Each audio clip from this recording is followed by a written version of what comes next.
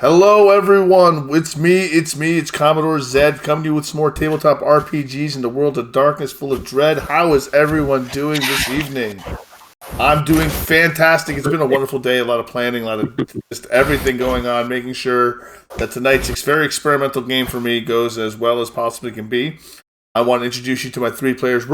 This is a session one for us. We are essentially not starting over, but we are starting a new storyline, a complete new story, a shifting of the chronicle. This is volume 2, issue 1, volume 2 of the story of Lake Blackwater by Night. This is the last Masquerade. And I don't even remember who to give credit to that for, but it was someone in Discord, in a Discord call this morning, and they said it, and I want to give them credit, but I don't remember who did it. Azrael. Okay, excellent. It was Azrael. So, a little bit about me. I'm Commodore Zed. I am your tabletop RPG storyteller. I try to do a little bit of everything. We are running Vampire tonight, but I also run Werewolf the Apocalypse, Wraith the Oblivion. We are in the process of workshopping Avatar Legends for a future game, and I guess I've inspired other people to get ready to run Marvel Multiverse, and we're going to run things, and we're going to keep running different games. When I'm done Avatar, maybe we'll run something completely different after that. But we're going to be playing lots of games, lots of tabletop, and in between that, you're going to catch me playing video games. Current hotness I'm playing right now for me is Hogwarts Legacy. I'm really enjoying it. I picked Slytherin, and apparently I made the character look like the main character from Bully. More or less. So I'm a Slytherin Bully. It's great. But I play lots of different games, in between doing downtime sessions and things like that. The only consistent thing you will notice is my inconsistency in what games I play, but you will see a consistency in the tabletop role-playing games going forward. We are 13 weeks into just running games nonstop. Now 10 weeks into running 2 games at a time, so we're doing really good. So when we do our introductions tonight, I want you guys to give me a little bit more about your character than you usually do, because I want you to act like you're introducing him to us for the first time. Give me a description. This is stuff I should have gone over with when we had our 10 minutes, but we were just jaw-jacking, so I'm now going to put you on the spot. Think about just your descriptions, your character, and remember, you guys passed up an opportunity to control Lake Blackwater and do all the fun stuff like that. You passed up a nice, homey chronicle full of intrigue and politics or whatever the Gehenna War is going to bring you. So you are now all Gehenna warriors, so to speak, and we're going to see how that goes for you. Just a little bit about that. That is an experimental chronicle for me. The book is an experimental book in my mind. Vampire is not necessarily meant for a high action scenario, but we're gonna make it work. I think we can do it. I think we can do it well. All right, we're going to start with Retired 11 Bravo tonight. All right, I'm Jeff, or Retired 11 Bravo. I am a retired veteran. I worked outside of the military and stuff. I worked in IT. I also worked in the game industry as in business and writing. I was a narrative game designer, and I was an illustrator in both video games and tabletop. And so in this chronicle, I am playing Salvatore Ricci, who is a circa American War of Independence era Nosferatu.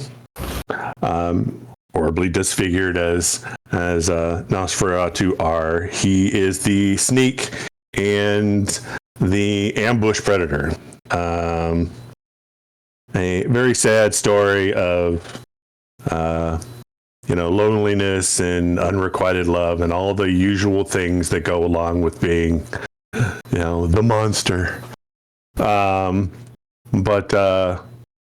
It's been a great chronicle thus far, where I'm looking forward to seeing how the big overarching plot plays out, because he's a small fish in a great big ocean. Keyword Savior. Tell us about yourself and about a bunch about your character. All right. I'm Keyword Savior. I do stream on Twitch as well. I also like to say that the only thing consistent about my stream is the inconsistency, minus the tabletop RPG. But classic retro stuff, variety, whatever's hot. Anyway, I am playing Dante Crow, who had a promising career as an insurance adjuster in the town of Lake Blackwater when he got turned 7-8 years ago. His mentor, who led him into his affiliation with the clan of Tremere, some blood sorcerers, has really driven his sense of ambition, and that ambition is driving him to learn more about the abilities that he can harness, and even up to and including leaving the locals of Lake Blackwater, searching the globe as it may seem. He really never he's successful to a fault where he's climbing the social ladder in Lake Blackwater, painted a big old target right on his back, while at the same time overcoming the adversity of everything going on through his coterie and any assistance he could get from outside that. But yeah, ever onward and upward. Onward and upward. For Dante Crow. Love it. Or downward and forward. Downward and forward. You are the face. You are definitely our face guy. All right, that brings us to Ufield. Yo, everybody. I am Nerd at Art. I do not stream on my own channel, but every so often you'll catch me over at Team Wildwood, where the husband likes to play lots of video games, and every so often I am on stream playing games or making art. My character, Ulfhild Sorensdottir, is a 1,000-year-old Viking shield maiden. She has lived in Lake Blackwater for hundreds of years now. She went into torpor for a long time and woke up in the modern world, and she's always eager to join a fight. You know, she's excited to go into this, but she doesn't really know what she's going into. And the only reason she's really decided to join is, the only person she trusts here in town is Salvatore. He's been her friend since she woke from her torpor, and he says he's going to fight, so she's gonna go have his back. And yeah, I'm excited to see what the Chronicle brings. He's my friend. Excellent. What friend now? So logistics things I wanted to cover that we hadn't really covered. It's been a busy week for me, guys, so I do apologize. I wasn't able to do as many downtimes, or when I was able to do them, they weren't as convenient for vampire players. So I do apologize. But some logistic things we do need to cover is your merits and how they translate. They are moving with you in some way or form. So if you have a haven, a secure haven, you're going to have a secure bolt hole wherever you end up. It will be provided for you. Your resources will translate. If you have anything you have, contacts, we will find a way to make that work. But that is just part. It's just part of being. Just because we're changing Chronicles cities doesn't mean you lose half your character sheet. That would, especially after I just had you redo it. That would be the worst. I didn't even redo mine. That would be the worst. Hey, you're all set up. Congratulations, and half of that is gone. Exactly. In Lake Blackwater. Exactly. That would be terrible. But but in fairness, I did give you the option to stay in Lake Blackwater. You did. I did. I did give everyone the option, but I'm interested to see where that would have gone too. That's why I was just like, whatever everybody wants to do. Both sound awesome. All right. So tell me about the preparations you've made. I want to start. I'm going to ask each individual one about the preparations your character has personally made. And Ryan, I know Ryan, he will be a little bit late. He's having trouble with his internet. He will get here as soon as he possibly can. All right, so I'm going to start with Keyword Savior. Tell me about the preparations you have made to go on a trip. You don't even know where you're going yet. No, I don't, and I don't even know what preparations I've taken yet. I guess not. I don't know if I'd want to sell my haven or just entrust it to somebody. I haven't had much time to think about it recently. Perhaps entrust it to Juliet or your parent or your mother, your touchstone. Yeah, there you go. Just let her know that it's down here if she wants to come spend some time when it warms up, stuff like that. Just to not go in the basement. What basement? There's no basement. But Why yeah, are there 13 padlocks on this door? because I found out that 12 wasn't enough. Okay, no more questions. I mean, I would like to go speak with Juliet about this whole thing, but I figure we're not getting into that yet. Well, if you'd like to speak to Juliet, you can do that. Okay. You'll notice Juliet's making a lot of preparations herself. She is taking praxis of the city, while Victor Lestrade is doing his thing. So what is it you'd like to ask Juliet? What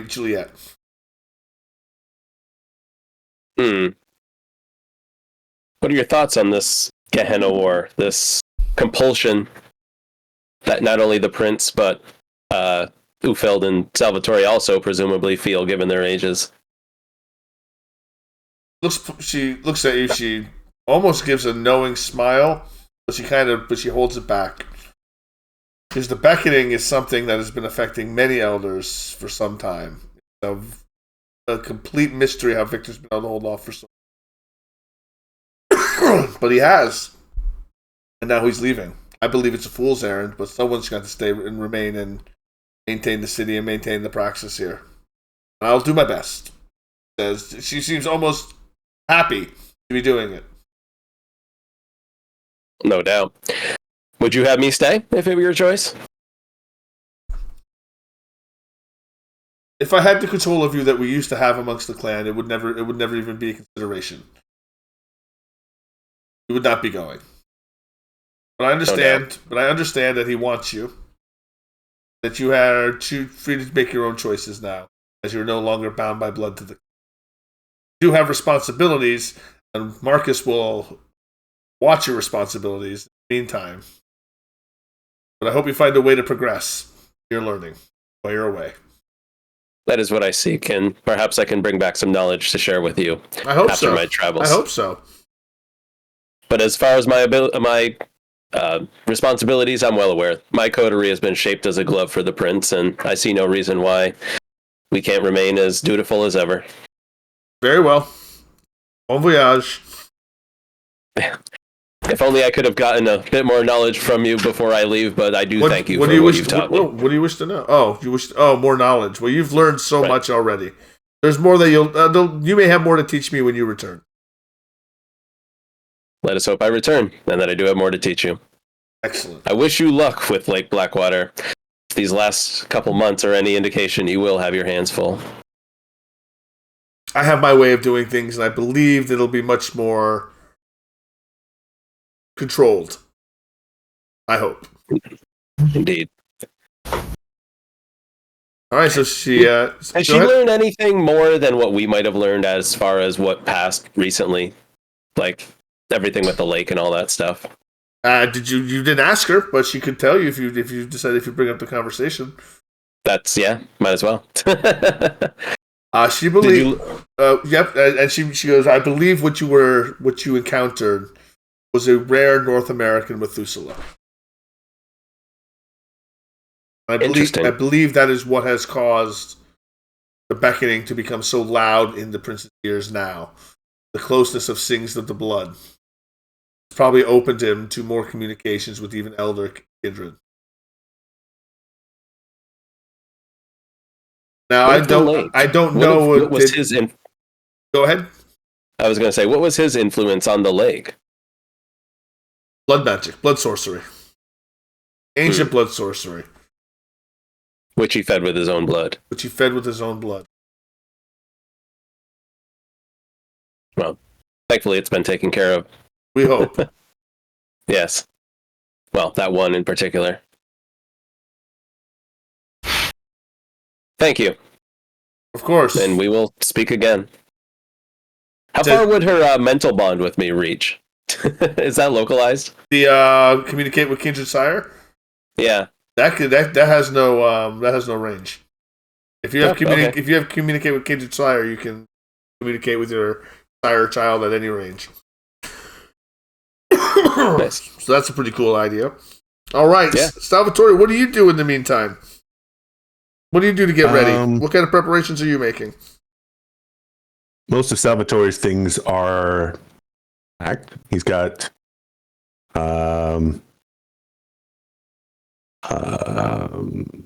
a number of plastic crates that lock up and stuff that's made for shipping. It was set to go in a van, but well, apparently I'm already packed to go. Most of which is books. The little journals that have it's all coded.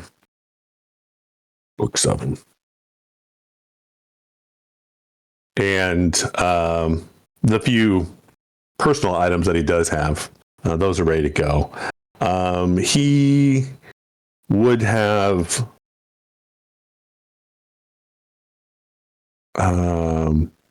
made arrangements for the good Padre to look after Miss West.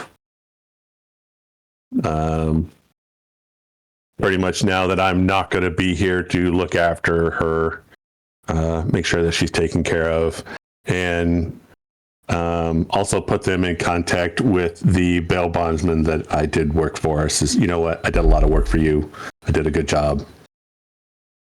Spare an eye for, these two people, and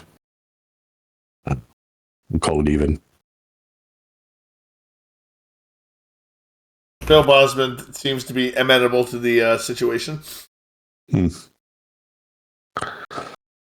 Not sure if I'm going to be back this way, but if I don't, just look after her.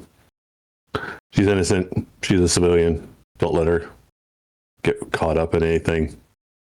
Like Blackwater can be dangerous.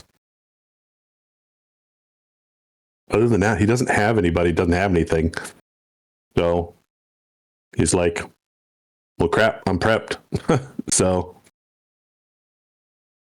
All right. I believe Uthild's probably in a similar situation. Very much so. She doesn't own anything. She doesn't really have anything to do to prepare. So she's tried to keep busy this week.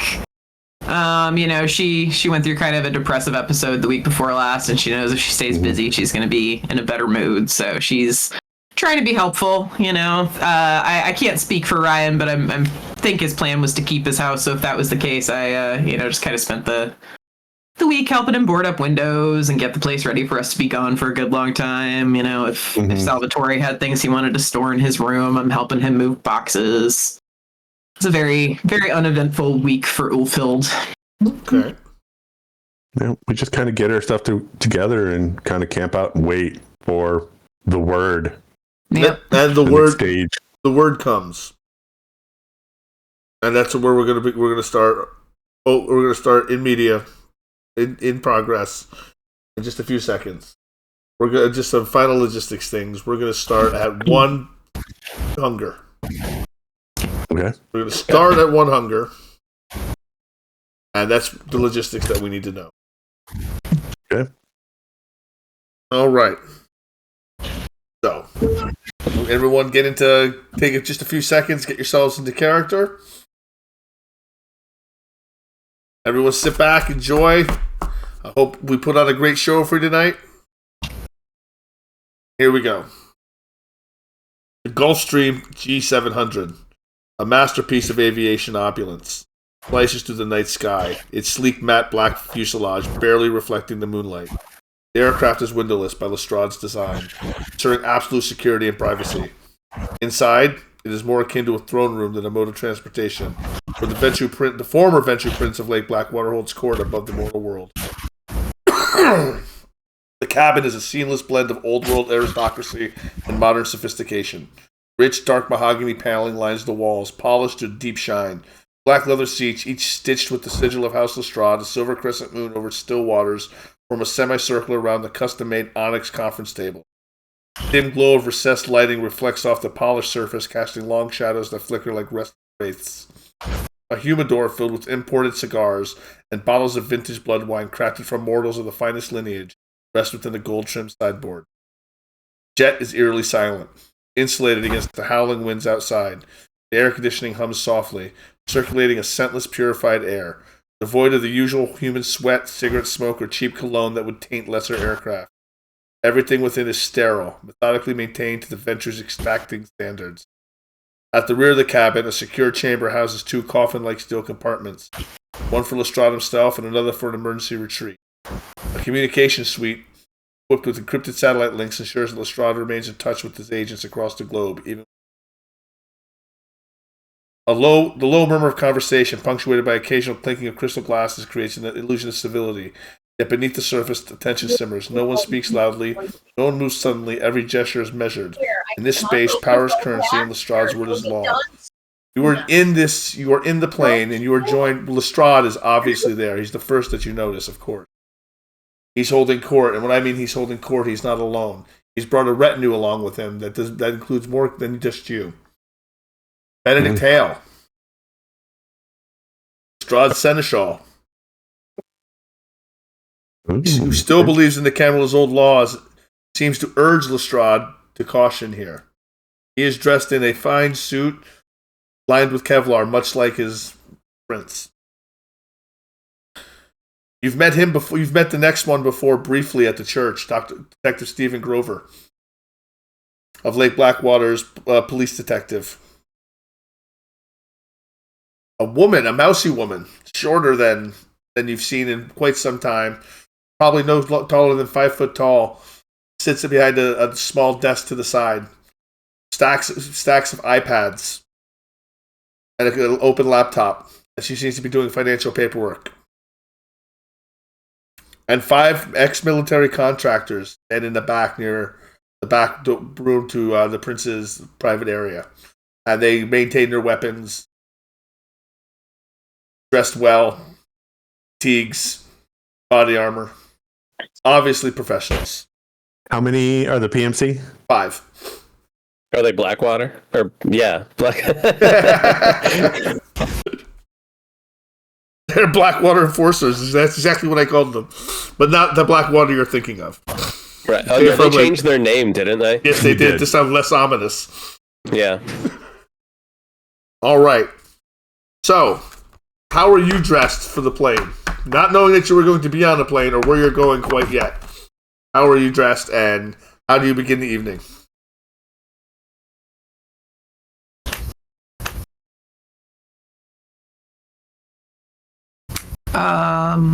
I am in a seat, and I have a very kind of expressionless look on my face, but if anyone's looking at my hands, they will see that I am white knuckle gripping the seat rest next to me.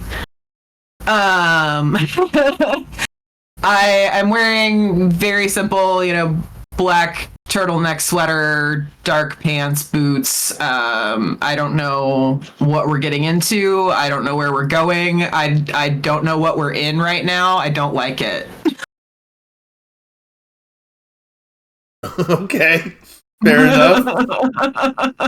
Salvatore would have a new suit. It's a modern cut black suit. He's got a Kevlar vest under. And he's wearing, it looks like they would be boots, but they've got a real soft sole. Instead of being like a hard sole combat boot kind of thing, they're like soft soled. So they kind of a lot more quiet to move around. They're not that clump. Sneaky. It's sneaky. It's very sneaky. And he's got his usual straight razor. He's just kind of nervous fiddling, trying to maintain the face of no, I'm fine. He is not fine at all. Never flown. We're too old to be in this shit. What is this? Everything's fine. Keep everything. Dante's kind of dressed down. He's got like black Timberlands, some dark Dockers, just whatever fitting tee, and then a decent leather jacket over, a little bit longer leather jacket. He never got over liking the Matrix. You never got over liking the Matrix? Yeah. Long black leather is tactical. That's, Okay. All right, so Lestrade calls everyone over, and Hale steps off from what he was doing. He was looking at something on a phone. You notice people are using things that you usually don't see Kindred using, such as phones, technology. It's not something that you usually see them using, but as it is right now, they are using it quite frequently in front of you. Lestrade calls everyone over, sits, and as everyone sits down, he looks to each one of you. This is Aleppo. What is Aleppo? Be quiet, Gary Johnson. Syria? Yes, Aleppo, Syria. That is our destination. We're going to rendezvous with contact there. That is where we're going to begin our search of what we're looking for. I don't know exactly what could look around you, but look around each of you. You've been chosen for a reason. Not by chance, not by luck, but because you have proven yourself to be more than mere creatures lurking in the shadows. You are kindred of purpose, the warriors of discipline, warriors of numbers, and in these nights, soldiers of necessity.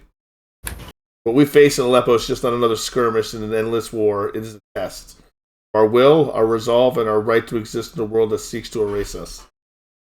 Sabbat marched like mindless tide, throwing themselves to oblivion in regard for control for legacy.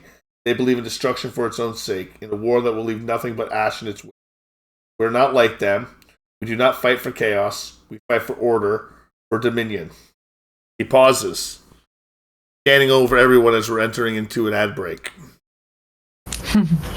Some of you may believe that this war is a choice, that we could step aside, let others take the burden. I assure you that is an illusion. The Gehenna War does not allow neutrality. The Inquisition hunts us from one side, the Sabbat tears us from the other. The hesitate is to be torn apart. Forgotten, left us nothing but a cautionary tale. Do not accept that fate, and neither should you.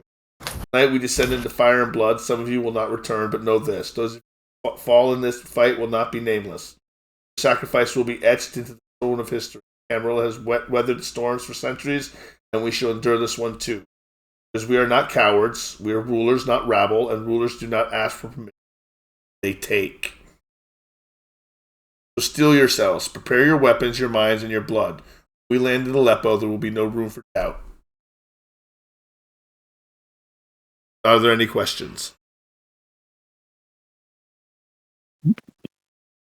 No, not right now. Possibly later. I'm assuming sleeping arrangements are dealt with. I didn't bring a footlocker to sleep in. In the back room, there are containers for the kindred to sleep in. Food?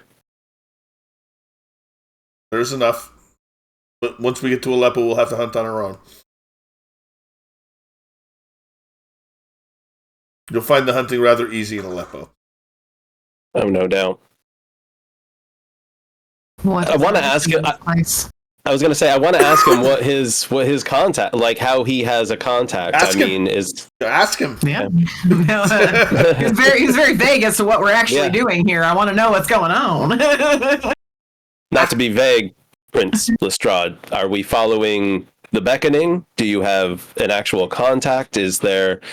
I just need a little bit more for what we're looking for and who's leading us there. The founder of my line awaits. The antediluvian of the Ventrue is long dead. I've known this for some time. The founder of my line, child of that antediluvian, prison, and it has called me. I see. So is it just the Sabbat we're fighting? I understand the Sabbat are going to be sieging Aleppo shortly. We are being called in to help defend my founder. Do you have plans for escape and evasion? Yes. There are others that are being brought along for this. that will have more means than I have. My purpose is I am the financial arm of this. My skill lies not in combat, but in logistics. This is why I brought the people I brought with me. Benedict Hale, you already know. You may question his loyalty, and you're right to do so. But he's better with me than left with Juliette Darmond right now. You've met Detective... Sorry? I was going to say, I have no question of his loyalty. Though I'd like to be introduced to our fellow occupants. You've met Detective Stephen Grover before. Briefly. He's bound to me, but he has contacts. He has Interpol contacts, which will come in necessary along while we're here. He'll be able to help navigate some of the bureaucratic red tape that we're going to need to do what we need. He's going to help facilitate us getting weapons and other things. Points to he motions over to the short woman behind the desk. Isolde Laurent. She's a financial wizard. Been in my employ for over a century. She manages my portfolio. She is my accountant. She knows more about me than anyone else. She's going to make sure the money flows. She's going to need your help. She looks to Dante in doing that. Could you repeat her name? Isolde. Isolde.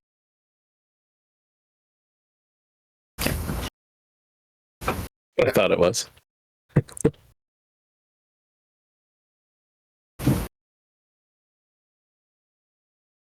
Hale speaks up. He goes, Prince Lestrade. Victor. When he says Prince, Victor turns and looks at him, gives him a look. Cross look. He's not Prince anymore. He doesn't want to be called Prince. It's Victor. Okay. Victor. Phil might have fun with that. This is madness, Victor. Bringing me along is mad. I am unsuited for this. Lestrade just turns and looks at him, and he silences. Does anyone else have any questions? He asks again.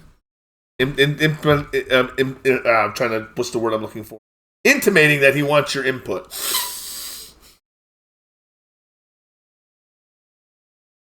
So there are contingencies in place? There are contingencies in place. We'll be made aware of them when we arrive, if we can make it to Citadel. What I understand, it's going to be very difficult to make it there. To begin with, but are already in Aleppo. Do we have some place to hold up in Aleppo?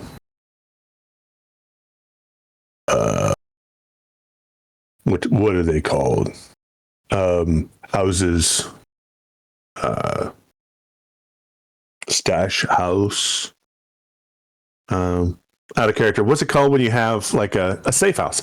A safe house or a rat hole. Well. Yes. Do we have friends?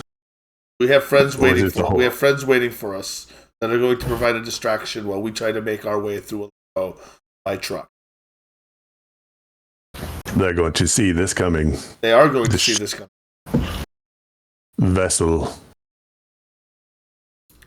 We are on. He does point to the room, the sensor room that I had mentioned before. He says we're not on any radar. We're using state-of-the-art stealth technology. We're not flying into an airport. We're landing in the field. Trucks waiting for us. We'll enter those trucks. Those trucks will drive to and through Aleppo to our location. There's a good chance we will make contact with the... We're not going to engage. We're going to go. We're going to make it to the Citadel. If not, we're going to go to the safe houses. He rolls out a map of the city with the location of where you'll be arriving. points that it's to the north of the city. And you'll be driving south into the city. And there are 3 safe house locations marked in the city, all along the route to the Citadel. Which, it's a satellite build. It's a satellite image of a crushed up, old, ancient citadel. Fortress in the middle of the city. War-torn, looks like it's seen hell. We're going to make our move during the night. We're not going to rely on ghouls to move us during the day. No. The sun will rise shortly. You can slumber if you like. But by the time we arrive, the sun will be setting in. We've planned this town to the minute. The best we can. All I can think of is to remain flexible and we'll follow your lead. Indeed. Isolde looks over and she goes, "Can I have the help of the one you said would be helping me, Victor?" Certainly. No, she calls you over, and she offers her hand. Isolde. Madam. I provide the funds and logistics necessary to maintain Victor's influence and power. I've been doing so for a very long time, but I'm going to need your help. This is more than a one-person job, and I am only one person. So if you'll please have a seat and go through these forms, and see if you can't move forms from Ledger A into Ledger B to make this happen. We need to actually do this without tricking any banks that were transferring these funds along the way. Yeah, I don't know if I have financial forensics, but Do you have finance? Just some money laundering, yeah. I don't have finance. I don't have finance. Do you have, I have investigation. Give me wits plus subterfuge then, if you do not have finance. I don't. I have streetwise. I don't have subterfuge. Oh but, no! All right. Is it wits? Well, it's either intelligence plus finance or wits plus subterfuge. I'd rather do intelligence plus finance because that's a larger dice pool. Okay. Oops! Shoot! I did. Oh, that was shy. That was. Let me re-roll that. That was the wrong. Okay, re-roll that whole pool. I got a 2. It's better than a bestial failure. Better than a bestial failure, because then you'd keep trying at perfection. All right. I'd have to crit. All right. As you're doing it, as you're going about doing your work, you're moving, you're using the program, you're making the transfers. All of a sudden, you get flagged, as you did not get enough required successes. You flag international bank. The transaction flags the internet, alerts international authorities to unusual activity. And Isolde looks at you, goes, "What have you done? What have you done? What have you done?" What I was taught to do. Wing it. No. She grabs the iPad out of your hand and she starts. You couldn't have lent me a dice on that roll, Isolde? No, she couldn't. You could use a willpower and reroll 2. You can use a willpower and reroll 2. Okay, I'll do that. I'm still down 2 willpower from last time. Remember, you get your resolve or composure back. Oh, okay. Mm-hmm. Okay, so yeah, then I'm there. Let me fix that. 2. There you go. Okay, yes, I will reroll 2. Oh, okay. Successes. So you do not flag the system, and you manage to maneuver the money. You secure the emergency funds for the trip, ensuring a safe passage to Aleppo. That means the wheels are greased. The proper people, the proper corrupting agents will be corrupted properly. You have greased the wheels accordingly. Rover walks over to you, to Salvatore, the detective, and he leans in. Detective? Because we've met. It was good to see you on this thing. What are you bringing to the party here? I'm very stealthy, but mostly I hurt people. Well, that is sneaky. Very sneaky. He looks at you and goes, okay, Mr. Vague, I appreciate that. He seems to be holding something back. I'm stealthy. I'm pretty good with my hands. And hurting people, that's as simple as I can put it. It's not an evasion. You were being blunt about it. I thought you were being evasive. All right. No. I have no appreciable skills outside of that. Secrets. He leans in, because when we get there, Interpol is going to be looking the other way. So if things get if we have to break a couple eggs, break a couple laws, we're only gonna have to worry about the locals. Locals aren't very, what's the word I'm looking for, cohesive at the moment.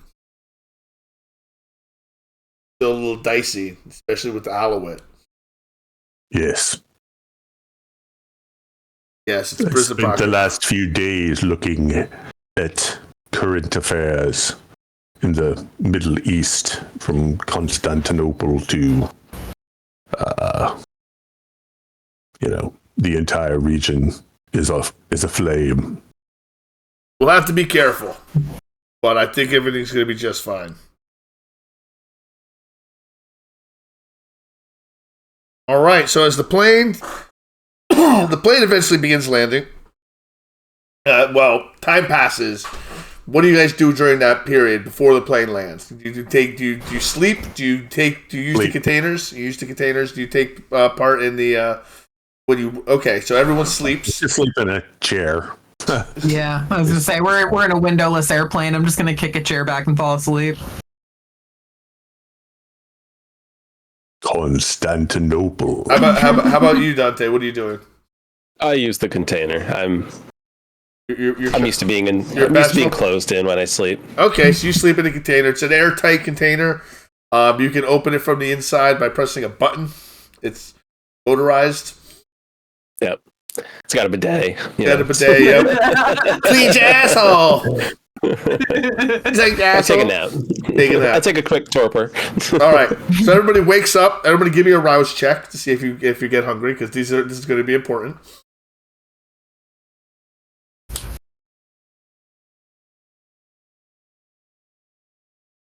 So far, everyone's hungry except for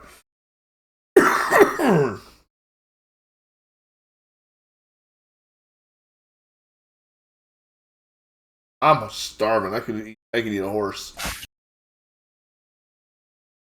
Did mine go? No, yours I didn't don't go. think so. All right, so retired, you're the only one who does not mark another hunger off. So the other two of you are at hunger too. And we feed off. Hold on 1 second. Whatever. My wife is calling me. 1 second. Yeah. I was gonna say, he said there was blood here. Quick, while he's gone, everybody eat. Those PMCs are looking delightful. What did you say before I left? You feed on what? I was gonna say, isn't there blood here? There are blood bags, yes. All right. I'm assuming they're not tainted. They're not. You don't know that yet. You haven't drank from them. Okay. Do I get a drowning sensation? No, I want to feed. All right. I woke up hungry. You're gonna feed to so you only have one hunger, because you can't get the zero hunger on blood bags. Yep. Ufield, what is your blood potency? 2. 2, so you get half. You have to feed on multiple blood bags. All right. Disgusting. Yes, very disgusting. All right. It's like plastic. As the plane begins descending, the enforcers start packing weapons, and they look to the Ufield, Salvatore, and Keywork. They're like, we need your help. The PMCs, we're going to be smuggling these weapons. We're smuggling these weapons through. There will be customs, even though where we're landing, there will be customs.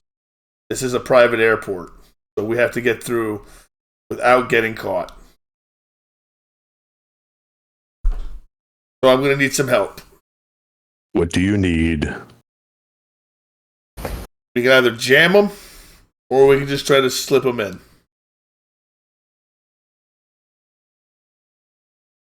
you talking about body cavities? We need someone to use the jamming technology in the pit, and we need someone to try to sneak these through when they get here. I can do that. All right, so who's going to work in the? Who's going to go into the technology room? Who's got any technology? Not Ufield. No. I have science, but I don't have Swing at technology. But how many weapons are we talking about here? Duffel bags? Yeah, we got a duffel bag. A couple duffel bags, actually. Throw a duffel bag on. Throw another duffel bag. And obfuscate. All right, so the plane lands, begins its descent, which probably terrifies the hell out of Ufield as it begins its descent. No, she's white knuckle gripping the seat thing. You know, she's trying really hard to look chill. There's a lot of turbulence as you begin your descent. As it hits the ground, it's not tarmac. Reverse. It's not tarmac. You're on some dirt freaking road. You're landing on a dirt road. Not a smooth landing. It's as smooth as you're going to get on a dirt road. Which is not. Yeah. As it comes to a stop, door opens, and you're greeted by a Nissan truck with a weapon bolted to the back to the bed of the bed, bottom of the bed, and technical.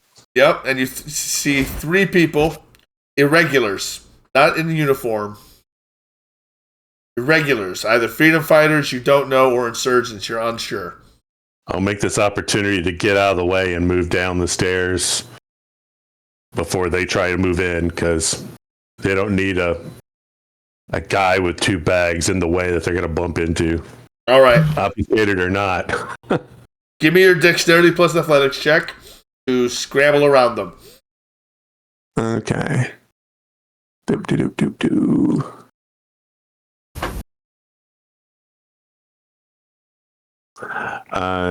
Dex what? Dex athletics. What's your total dice pool? 7. 7? You difficulty 4. You can't take half. Can I use my potence to just land away from them? If you use your potence, technically you would be drawing attention to yourself, and you would drop your obfuscate. Yeah, well, that's fair. That's fair.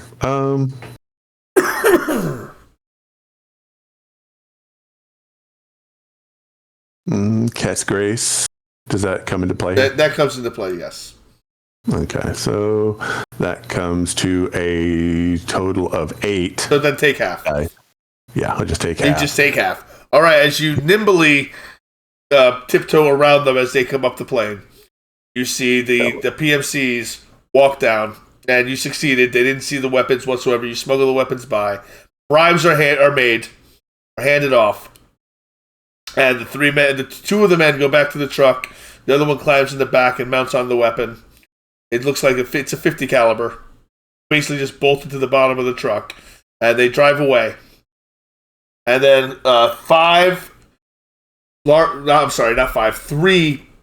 armored trucks, black armored trucks then pull up. And the prince steps out and goes, "Our rides are here."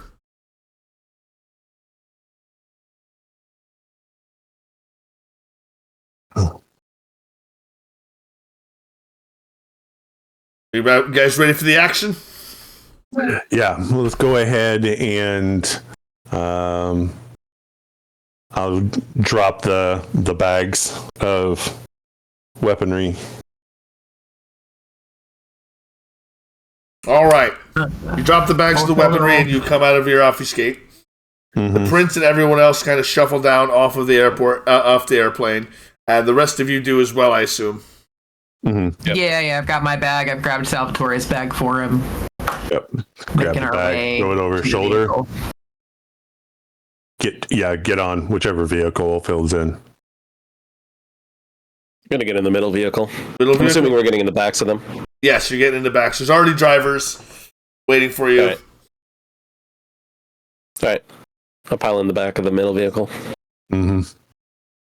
All right, so Lestrade gets in the middle vehicle with you. So you're all in the middle vehicle? I suppose. All right, so Lestrade does not get in the middle vehicle because you're all in there. He gets in the front vehicle where there's actually going to be room for him. All right, the vehicles. He stops. You hear him over the radio. We're going to be going now at any time. Keep your heads on a swivel. Do we have earbuds? Something like that? Yes. All right, is anyone... Okay, so you guys are not at the wheels. Is anyone arming themselves for the trip? I'm going to take this time to put on the light armor that I asked Ryan to acquire for me and just get my axe ready. Other than that, I'm ready to go. Dante? Yeah, I'm gonna... What do we have? Rifles, 9mm, pistols? Pistols, rifles, shotguns, whatever you want to use. I guess I'll take a rifle. Whatever's available. Anything for Salvatore? No. Nothing for Salvatore. If Dante is over there looking at different weapons, he'll kind of come over and just kind of tap, tap, tap on the shotgun. Very forgiving. At close range. I don't intend on getting close enough for that to be effective. Hopefully. I'd like to stay at a distance given my previous experiences. I'm going to say Lady Luck was on my side when we took down the antediluvian Methuselah, whatever the heck you want to call it. Yes. Good luck, Dante. You as well, Salvatore. You said we can't spend XP in the campaign, right? Not in the middle of the campaign, no. There's games you can't do that in, no, but this is not one of them. Okay, you can do that. You can actually do that in Wraith with the specific with powers. That's pretty cool. Yep. The city of Dante knows he needs to. No, go ahead. I was just gonna say Dante knows he needs to train up on firearms. So the city of Aleppo looms ahead, a fractured skyline of ruined buildings and smoke-clogged air. Once a jewel of the region, it's now a battleground where history and horror intertwine. Streets are a maze of crumbling infrastructure, abandoned vehicles, and eerie glow of distant fires. The air is thick with dust, laced with the acrid scent of burning fuel and gunpowder. Every shadow could be a sniper's nest, even alleyway a trap. The convoy races forward, headlights cutting through the gloom, engines prowling like predators on the hunt. Behind them, the pursuers are relentless. Now you are being pursued. As you pour by the main street, behind you, a van joins the convoy behind you. A large, not armored, but a black van with blacked out windows begins following you very closely. Soon, can we see this from the middle vehicle? You can see it from the mirrors, and there's chatter on the radio about it. People are starting to feel very uncomfortable about being followed. As the rear vehicle sort of slows down to give some space between them, the front vehicle picks up speed, and so does the middle vehicle. As you race forwards, the pursuers begin following you more relentlessly as another van pours in from the other side. And it comes up alongside the middle vehicle. And the door opens. And inside of it, you see a man just smiling, holding what appears to be a large tube on his shoulder. Oh, fun. Do we have open windows out the side? Jake! Do we have a sunroof? Is my first question. You do have a sunroof. Where's our 50 cal accompaniment? And you yelled break? Yeah. Yes, and that's exactly you yelled at it exactly the right time. As he pulls the trigger and you brake hard, and you see it from the front as it whizzes by you. It almost it zigs and zags just a little bit as it uncontrollably flies forward. an RPG is blasted out and smashes into a building on the other side of the road. That's when the gunfire starts. From the van, you hear from the van behind you firing at the vehicle behind you, as 3 bodies pop out of the van with M249s, laying down cover fire on the armored vehicles. The vehicle in the front continues to move as another van pours out from behind it. A shot rings through, hitting your driver, causing him to slump forward. Who takes the wheel? I'll take the wheel. What's your drive skill? Who's got the best drive? That would be me. Drive 1, dexterity 4. Okay. All right. So God take the wheel, please. All right. Salvatore Ricci. It's one of those horrible things. We just kind of just grab him and pull him back, and slide into the seat. All right. So I need you to make a drive plus dexterity roll for me. A composure plus drive roll, please. Ruh-roh. Yep. Shit. Oh no. You don't have a lot of composure, do you? Can't be dex plus drive. Yeah, we're under fire. We're under fire. You're keeping your shit together. You're looking for 3 successes. 4. All right. Thought you were a very composed individual. You got your 3 successes. Nice. Okay. As shots ring out, Hell yeah. you manage to turn the wheel and avoid another shot coming through the window and hitting you. As you pour through the streets, the alleyways just blur by you, one after another. The vehicle in front of you skidding to a stop as the van in front of it stops hard and brakes. Oh boy. It brakes hard, and that's when you see the side doors open of the first vehicle, and that's when he steps out. Lestrade. Oh boy. What do you do? Is there room to get around them? Not really, because the streets are close. This is an old city. It's not very well. The city planning wasn't done well. I'll slide it to the side so it gives more cover, so we have like a pocket of cover to behind us and in front of us. Okay. All right. So you're going to try to Leaving it running, giving cover to the prince. Yep. Power sliding in front of him. Yep. Give me dexterity plus athletics. I want to see this. I want to see if you make it or if you hit the prince. Yeah. TV hookers the vehicle in there. Exactly. That's what I'm envisioning. So that's all right.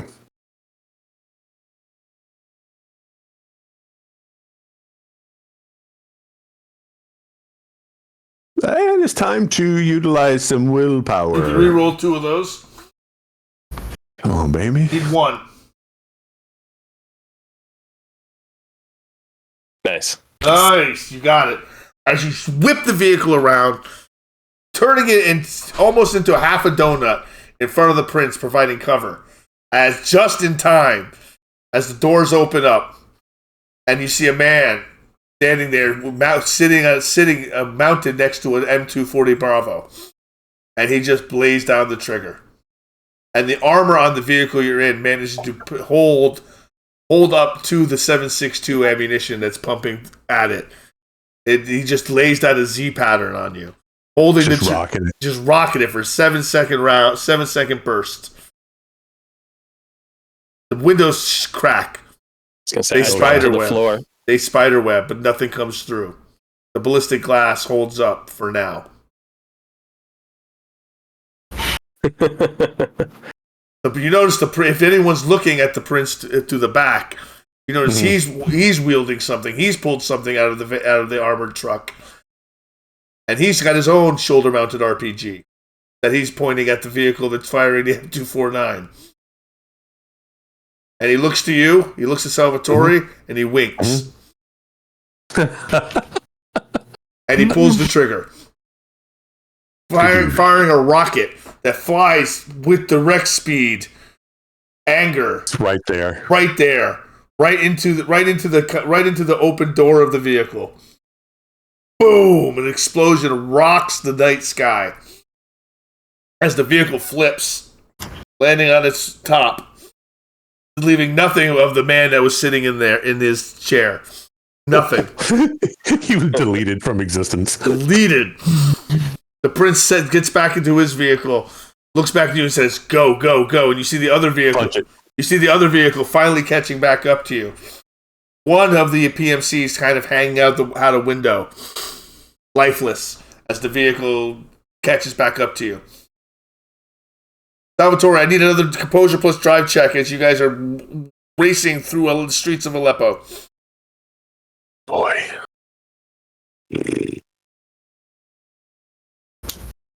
Wish you stayed in Lake Blackwater now. Oh, nice! Woo! Nice. As you whip around the husk of a burnt-out vehicle. The prince's vehicle does it much faster, much quicker than you, and you just manage to get around it just in time. It almost manages to stop the other vehicle, but they whip around it as well. You still notice that you're being pursued by two of the vehicles now. One of them is a husk. Nothing left of it. Yeah. As you're racing toward downtown Aleppo, toward the Citadel, another rocket comes flying in your direction, Salvatore. Please make another composure plus drive check. Difficulty 3. To get out of the way just in time to see if this rocket hits you or not.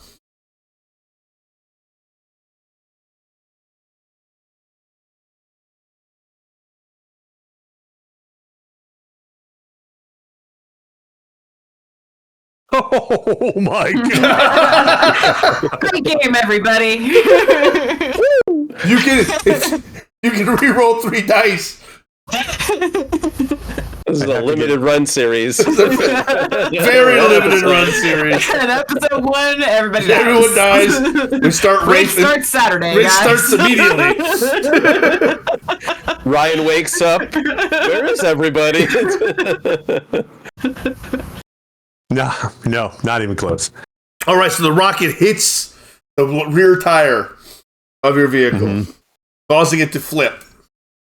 Not causing it to explode into a fiery explosion, but it's enough to flip the vehicle. Yes, exactly. It's enough to flip the vehicle, though. Yeah. And it does one of those sidewinder flips, not just a straight flip over. The centrifugal force with the rollover as you reach up and you try to hold, you grab whatever you can grab while you're spinning in the air. Just desperate for anything. I need everyone to make a stamina plus athletics check. Because I doubt you're wearing seatbelts. Stamina plus No one said yes, I'm wearing seatbelts. How many successes do we need? I might need to re-roll there. You want 3 successes. Okay, I'm going to use a willpower. I could take half. Oh, I had 6 too. I could have taken half. And I failed brutally, so yeah. Okay. Keyword? You said, I thought that counted as a success. No, No, that's a brutal failure. You're now a perfectionist, and I'll you're gonna willpower. Willpower. I was gonna say I was on the floor already. I was hanging on to whatever was holding on to Olfield's leg. Yeah, right. All right, so I get to re-roll 2. Yeah, I get the steering wheel helping me. So there we go. All right, so you get your the extra one. I technically crit. You did technically crit. You managed to somehow, as keyword, while you're flipping in the air, somehow you managed to almost like in a ball. The vehicle rotates around you. I'm Sonic the Hedgehog. Yeah, you Sonic the Hedgehog in the bonus stage in the vehicle where you manage to land and you don't get hurt. Bluefield, you do get hurt. You take 3 superficial damage, which is halved, so down to 2. But you're also under the effects of your compulsion. Does my toughness help at all with taking damage on that? Well, what does your toughness do? It adds to your. Does it add to your stamina? Let's see. Hold on. I gotta remember how that's worded exactly. It was kind of weird. That is under fortitude. It sure is, and I could pull that up myself. Fortitude.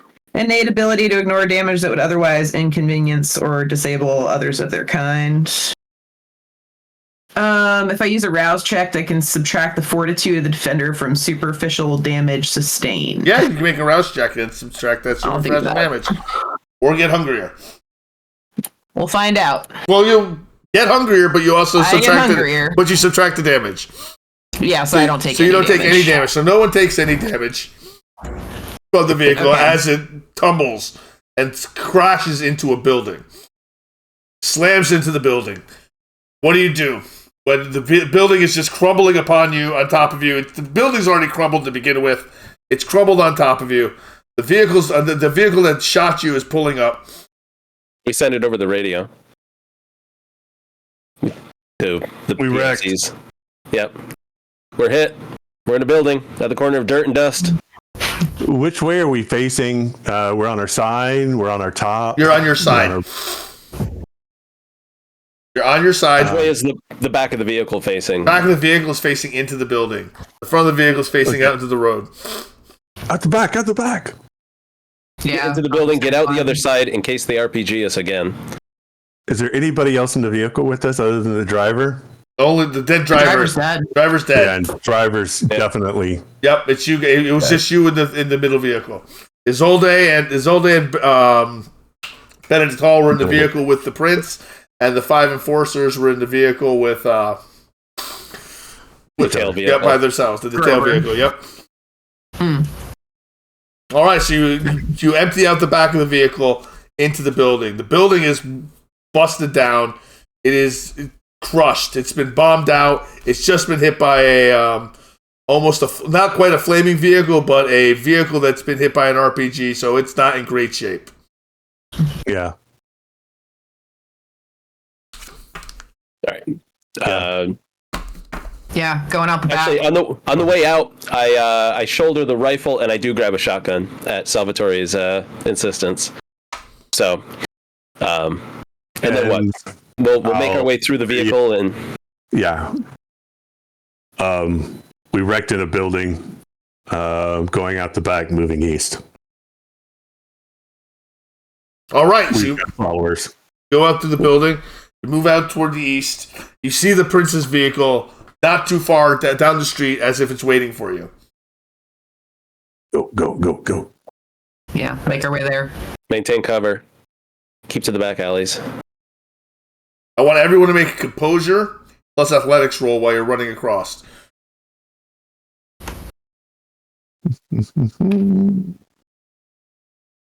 Dude, these dice. Composure. What are we looking for? 3? Looking for 3. Okay. Composure plus athletics. I've got 6, so I'll take half. I got 2. I gotta do another freaking willpower, otherwise I gotta peaceful fit. Like the dice hate me tonight. They do. All right, 2 more. There we go. There you go. All right, Ufil. Yeah. As the 3 of you run across the exposed area, you begin hearing by your head the sound of the wisping sound of sudden breaking of the sound barrier as it whizzes by your head. Ufield, you take a round to the throat. Ouch. Take 2 superficial damage, but if you make a rouse check, you don't have to take any. That's gonna put me at 3 hunger. So as much as I'd love to, I'm gonna hold off for now because that's just gonna make my rolls worse. I'll take the 2 damage. You take the 2 damage. All right, you take 2 superficial damage as the round passes through you, hitting you in the throat, knocking you down momentarily for a second. Yeah. As you scramble toward you grab her. Yeah. All right, and use her as a human shield. I completely understand the impulse.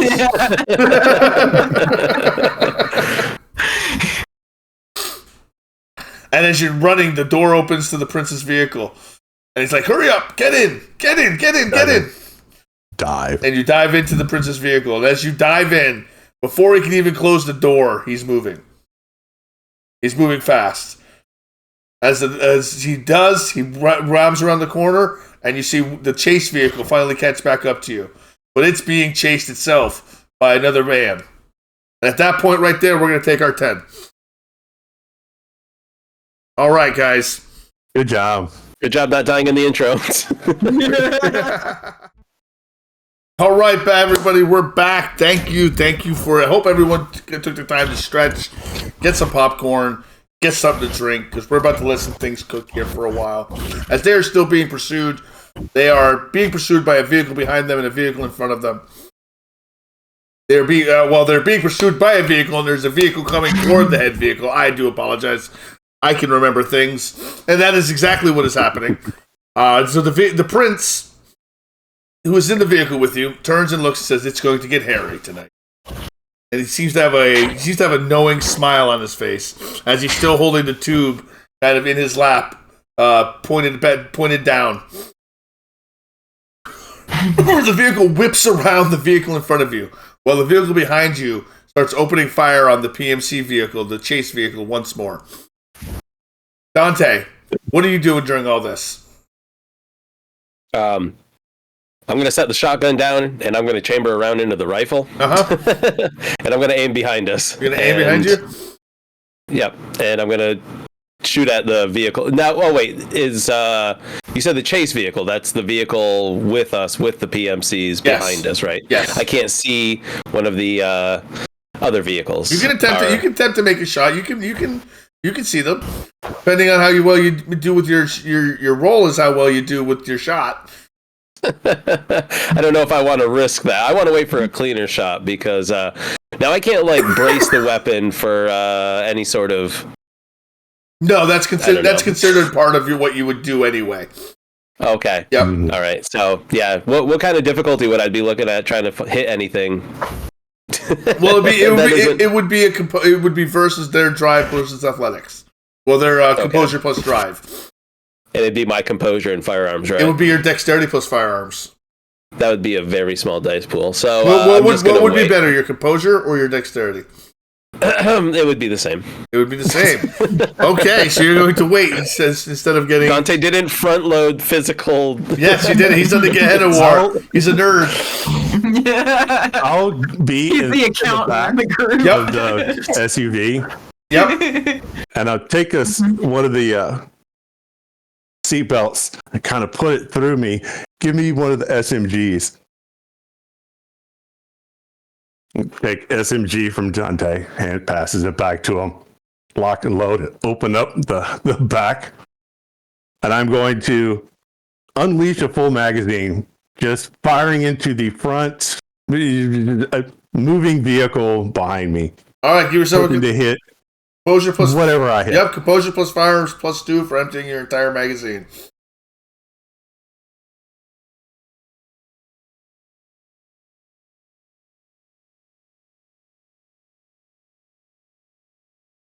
That's very good. That's 4 successes. That's very good.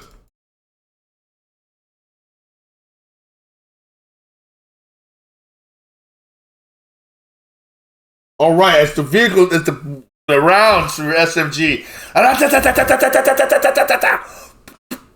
pour forth from the barrel of your weapon, rocking hot lead downrange as it strikes the vehicle, taking out its 2 front tires as you cause it to skid and into a skid, and it begins to spin.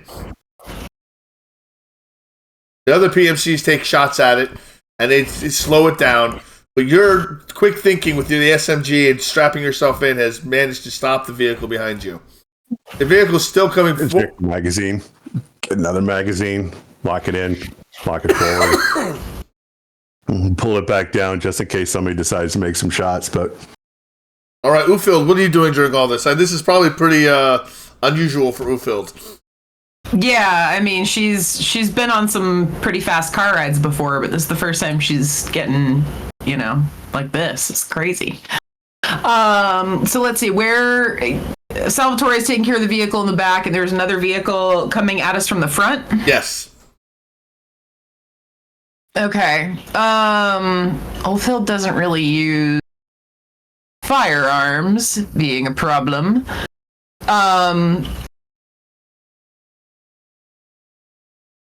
Is it close enough that I can soaring leap onto this vehicle? It's not yet. You'll have to get out of the vehicle to time it. You'll have to be on the roof of the vehicle to time it if you want to. Yeah, I'm gonna kind of tap the prince on the shoulder and kind of motion at the sunroof. He looks at you like, okay, so they press the button on the sunroof and they open it up.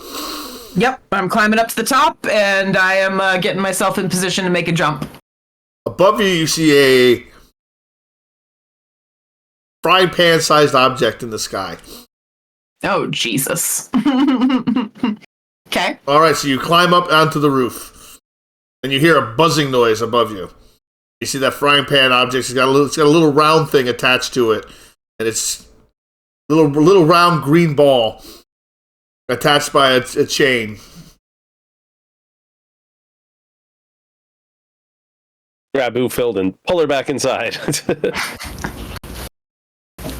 You don't see the ball with the.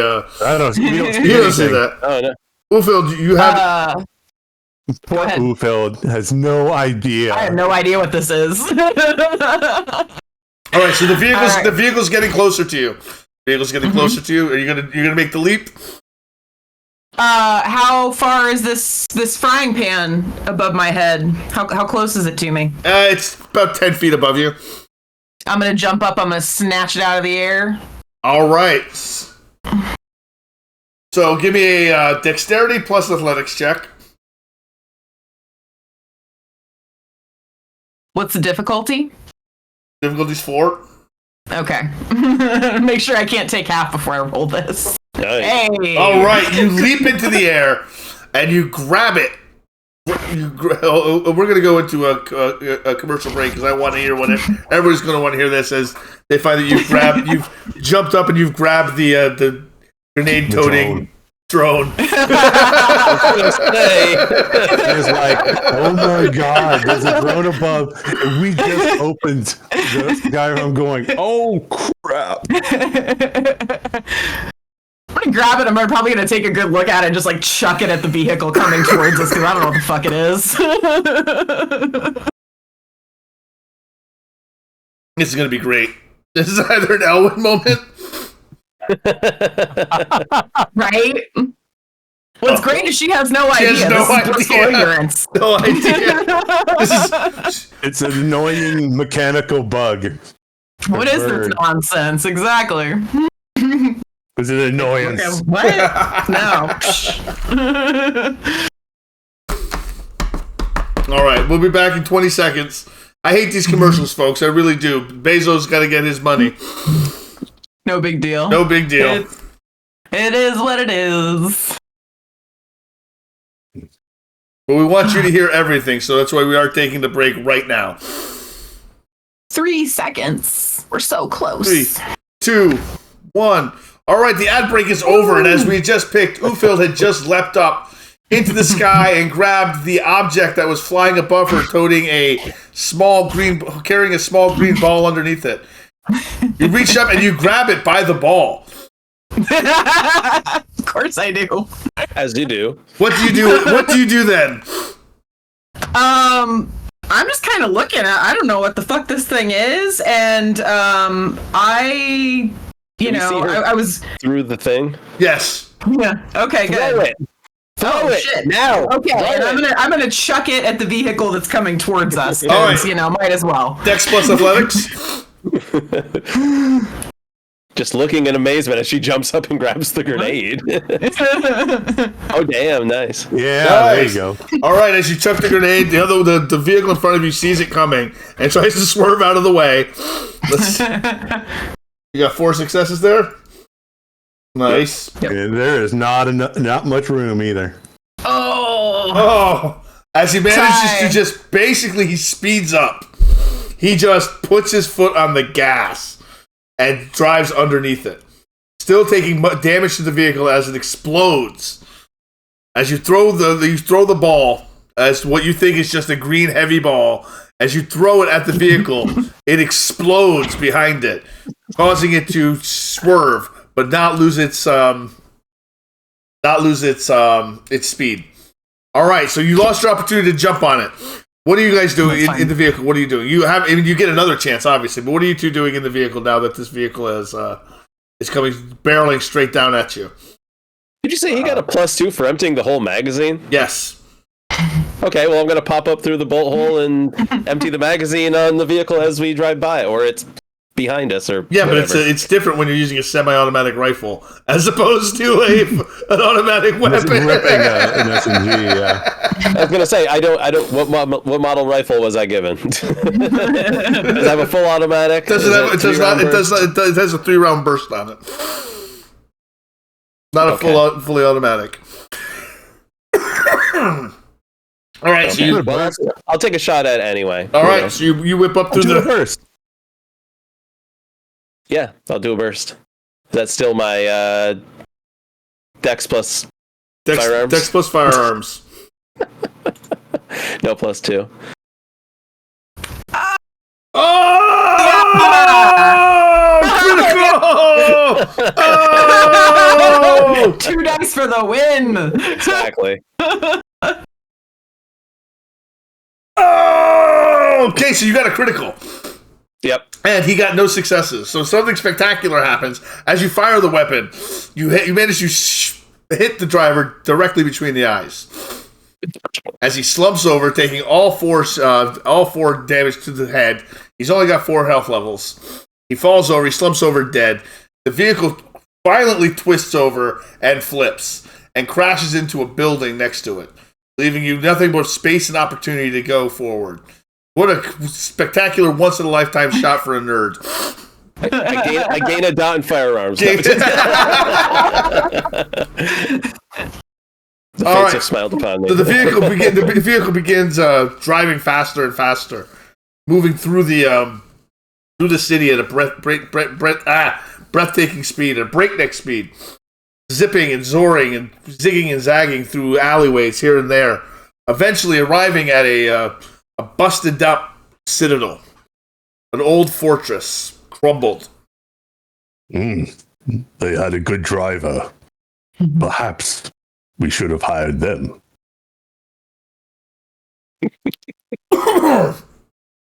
All the vehicles finally, the chase vehicle finally catches up to you. You've lost your vehicle, so it's now only 2 vehicles. They finally caught up to you. They get out and they drag the lifeless body of one of their compatriot out, and they begin pulling a perimeter as Victor gets out of his vehicle and heads into the citadel.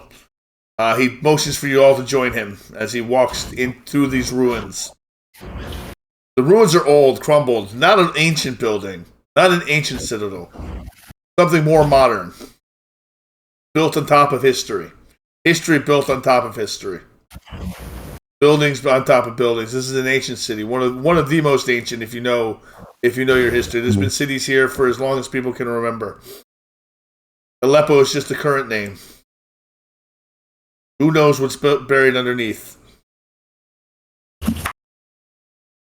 Unfortunately, Victor Lestrade does. And each kindred has been summoned here and summoned for a reason. And he brings you down. He fumbles around, and he finds a door. He opens the doorway. The doorway leads into a passage. Dark passage. There's no light. The sun has set. Vampires are out. It is completely dark. Hear the Heightened senses. You activate heightened senses? Yeah. And does anyone Eyes else? of the Beast. Eyes of the Beast? Salvatore? Do you have anything you can activate for vision? No. You are joined in that by when you hear the sound of something shaking, and then something cracking, then illumination, green illumination. The green light floods the chamber as the prince produces a green chemical light. He places it in a ring on his shoulder, and he cracks another one, and he hands it to Salvatore. Stick it in my kit. And he looks to Keywork. Do you need one? I'm good, thank you. And he looks at Ulfil and he says, "You don't need one." He cracks one and gives it to Isolde. Benedict Hal cracks his own, and the PMCs all crack them. And they stack up in the rear. 2 of them go to the front, take the front. 2 of them take the rear, and they just leave the compatriot at the front. There's nothing they can do about him. Sorry about your man. They nod. They go, he died well.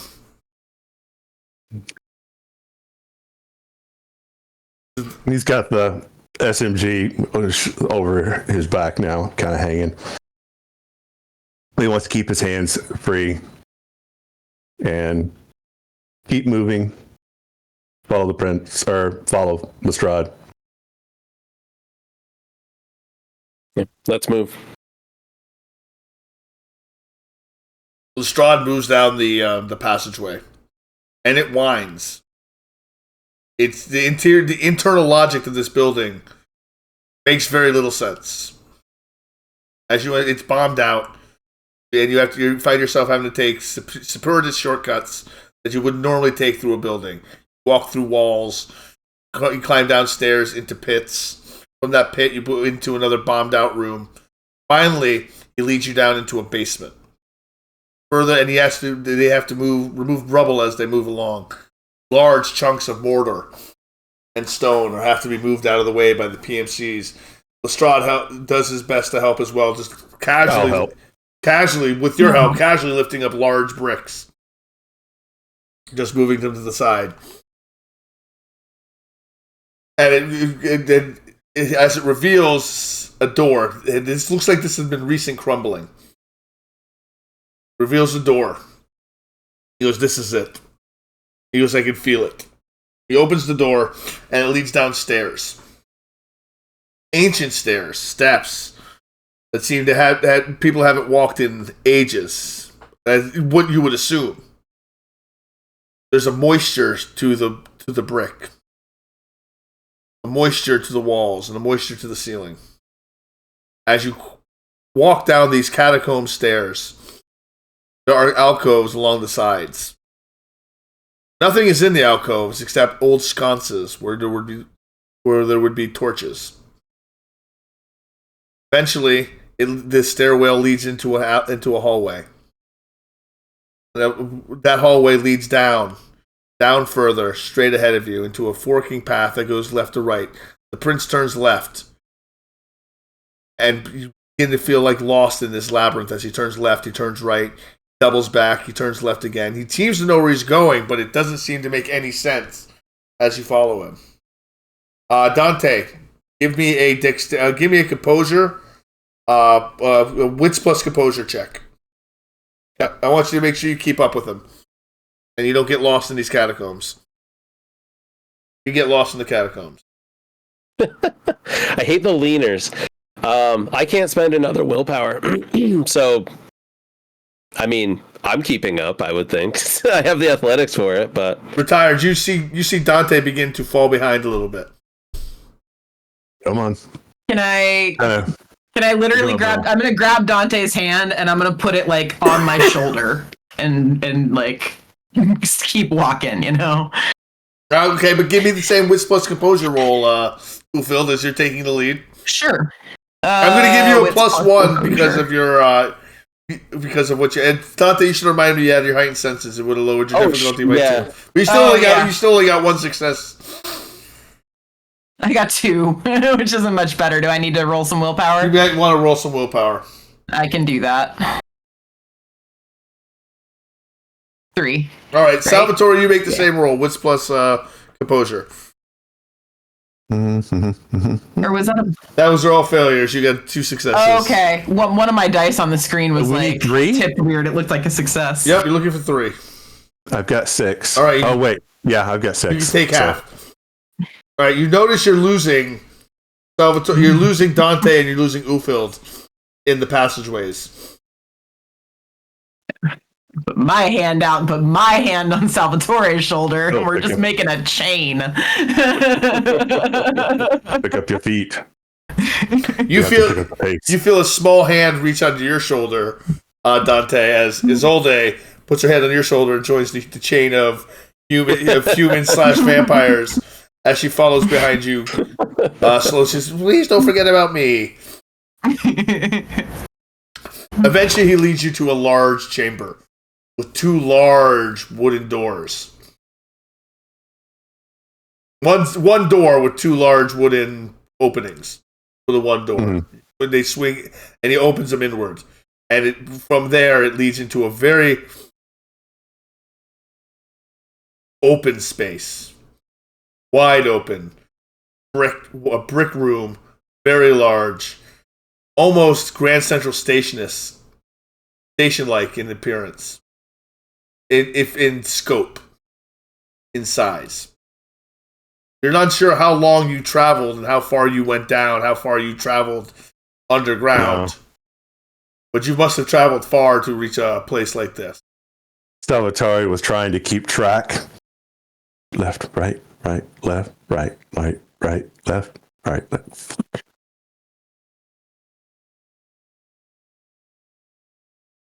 Inside, you see a dais with a throne on it. No one sits upon the throne, but you see figures gathered around it. Lestrade steps in, and he nods to one. She seems to be a woman dressed in ancient clothing, but made modern. She looks to Lestrade as he walks in, and she says in a very heavily accented English, "It took you long enough to get here." Lestrade, being ever the gentleman and the diplomat, says, "Sahar, it is very good to see you again, my old friend." The woman steps forward. "Do not call me friend, Lestrade. I am only here because Tarquin has called me." She's dressed in she looks to be dressed in old Janissary robes. Oh, okay. Behind her, you see a brutal warrior standing next to her. He has a sneer on his face. A woman stands far behind them. And off to the corner, you see standing in formation 10 men with green head masks on, white headbands, tan fatigues, and tan vests. Militants. Jihad militants. Standing in formation, not moving, as if commanded to be there.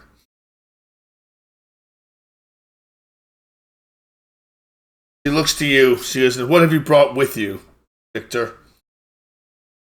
He goes, "I will let them make their introductions, Sahar." Ah. Did he say her full name or just Sahar? Just Sahar. Sahar. Sahar? Is that correct? If there is an honorific I should use, please let me know. This is Lady Ulfhild Sorn's daughter, Dante Crow, and Mr. Ryan Gallagher. Oh, I forgot about Ryan. Ryan has been fine. Ryan followed you guys blind easily, but you did lose him somewhere in Aleppo. I put my hand around his collar the entire time. So helpful in the fight, Ryan. And my name is Salvatore Vici.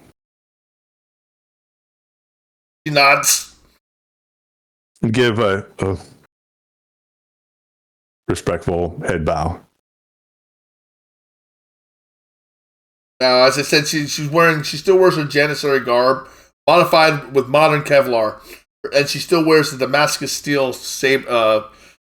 No, yeah. Yep, Damascus steel saber. I'd love to have one of those. And it's beautiful, but it seems to be carved in ancient ritual ruins, not Islamic ruins. But it is it does shine with the blue hue of Damascus steel.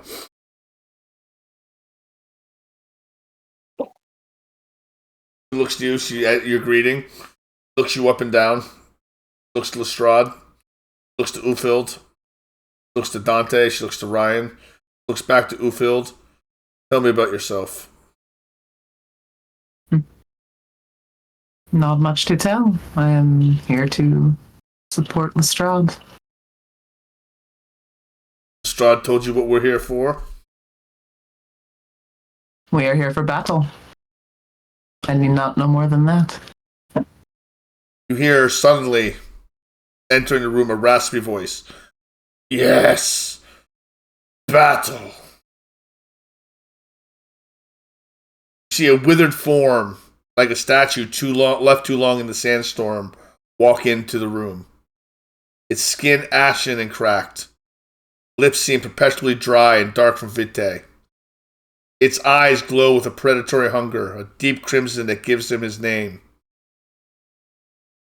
He wears the remnants of an ancient officer's breastplate, though pockmarked with damage from centuries past. The scent of old parchment, blood, and burning incense follows him wherever he walks. He steps out, and the Sahar and Lestrade and all the others kneel. I will kneel. I kneel in time with them. Sure. You don't have to kneel if you don't want to. I don't want to be disrespectful, so maybe I'll like take a knee, but not like the full, you know. Someone so close to Kane, I mean. Lestrade, Yeah. Lestrade looks over you and says, "This is Tarquin, the leader of my line. You're in the presence of Methuselah," he whispers under his breath as he trying to catch you up to speed.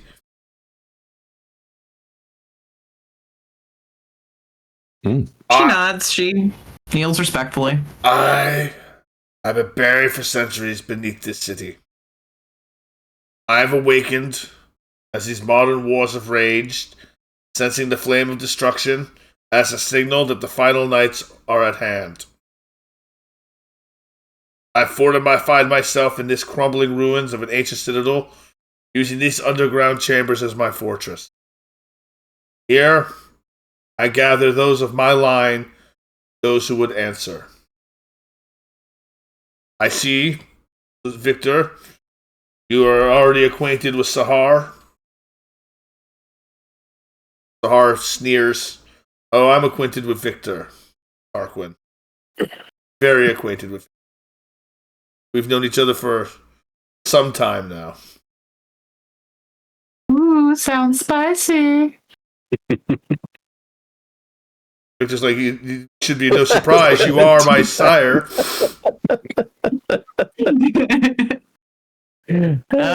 Oh, this is Victor's sire. Okay. Yes, well, as he is your sire, another voice speaks out, and a plump man steps out. Very plump. Dressed in a white and purple toga. Wearing, I'm sorry, not purple, red. Wearing a red, not a purple, a red toga. A white and red toga. Wearing the colors of the senators of Rome. Tarquin, and yes, my child, Julius Arcadius. Turns and looks. I keep meticulous records of the kindred bloodlines, tracking the patterns of the jihad over millennia. We believe it is time. Gehenna has come. Gehenna has come many times, but this is the final battle, we believe. Records are clear. The wars are clear. The conflict is clear. And the elders have risen. Now it is time. Tarquin looks at him and goes, "Thank you for the exposition, my friend." He sends him off to the side. It's appreciated. Then you see a familiar face you probably did not expect to see walk through the doors. Valeria Durand. I knew it. That bitch. Bitch. She steps through the doors. A smile on her face that turns into a frown as she notices Lestrade and the four of you.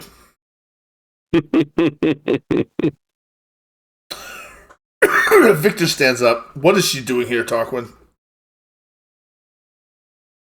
Easy, whelp, he says to Victor. This La Sombra will be helpful for our plans. I understand that she's recently caused trouble in your former city. But she has answered the beckoning. Her sire, close ally of mine. She will be loyal or she will die. Looks like there's no need for that. He goes, I'm here on the orders of my sire and I will do exactly as I am commanded. He looks to the four of you, and I will stay out of your way. Looks at Dante. Gives him just a cold look. As if she hasn't forgotten the drumming down she got in Elysium. I remain aloof. Aloof. Nice. Very nice. And finally, a monstrous figure wrapped in ragged military fatigues, with a flesh of networks of scars and gunshot wounds that never seem to have fully healed. Can't tell.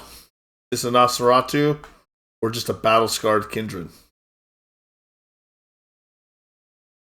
Tarquin looks. The Butcher of Raqqa. Formerly an anarch of the Camarilla. Unknown. Those who don't know him do not know his. Those who do not know him will not know his name. We will refer to him merely as the Butcher. Here's our last line of defense. Things should go wrong. He will one of the architect type. You know of what I speak. The Nosferatu that are the great planners and builders of sanctuaries and spy networks, basically. Yes, all of that. Tarquin answers you. He doesn't brush you off, but he continues. The Butcher has earned his name for many, many reasons. Hopefully, I do not have to call upon them for many of those reasons. Victor, I will leave you. Since you are the newest here, I will leave your party time to get acquainted with everyone. We will discuss things without your retinue later. Sahar, the same for you. Same for you, Julius. Valeria, your presence will not be requested. With that, he turns and he actually steps onto the dais and just sort of sits on the throne. Just watches.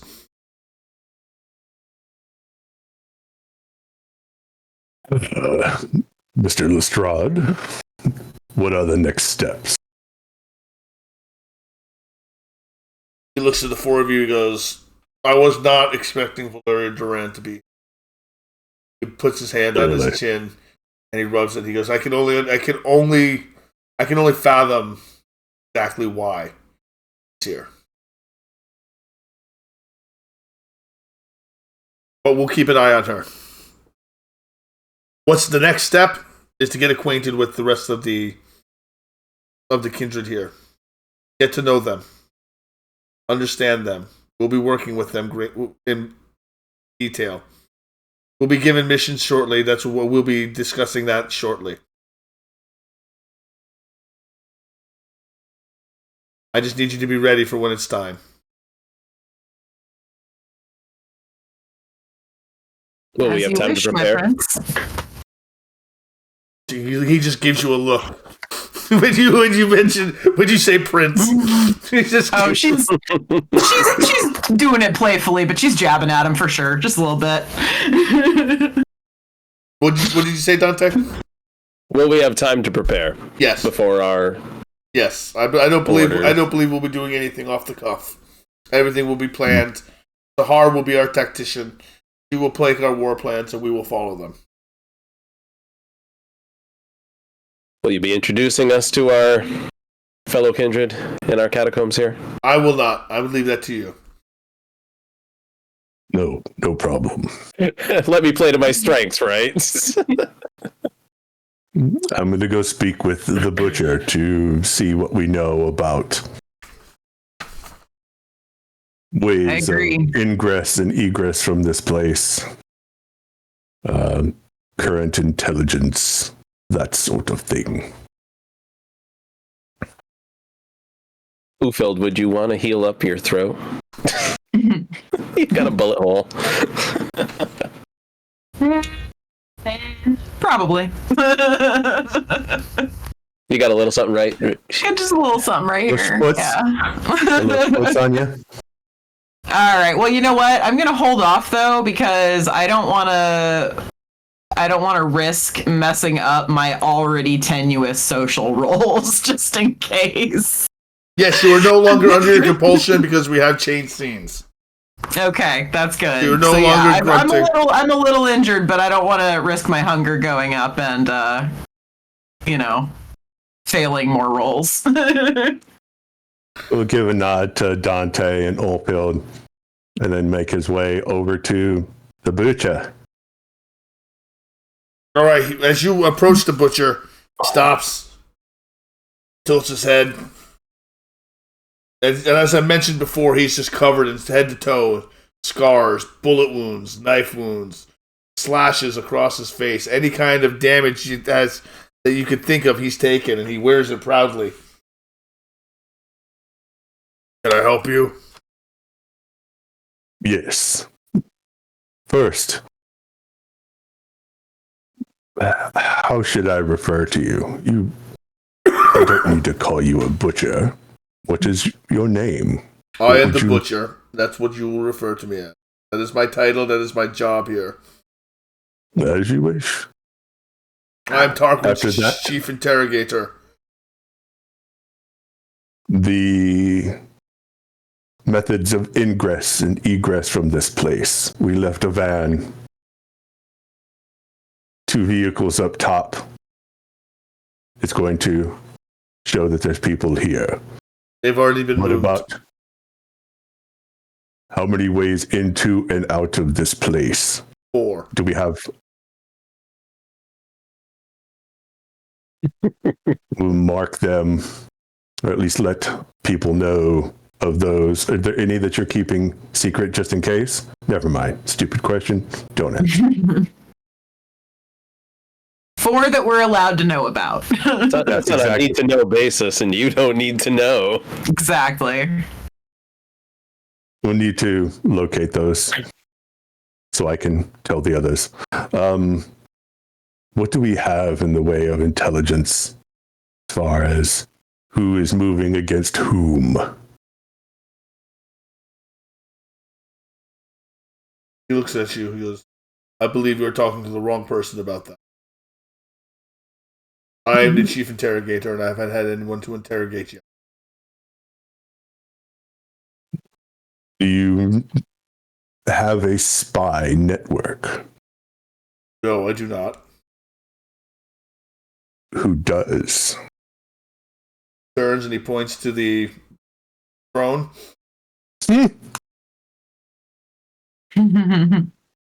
His information gatherers are at the end of his wrists.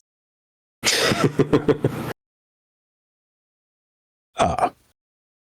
I am his chief interrogator.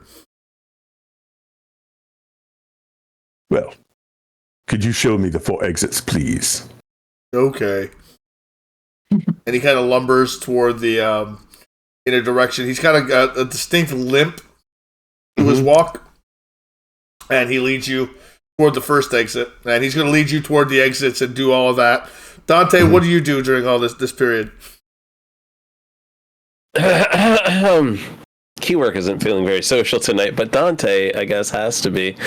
Well, I was actually going to have someone approach you if you didn't mind.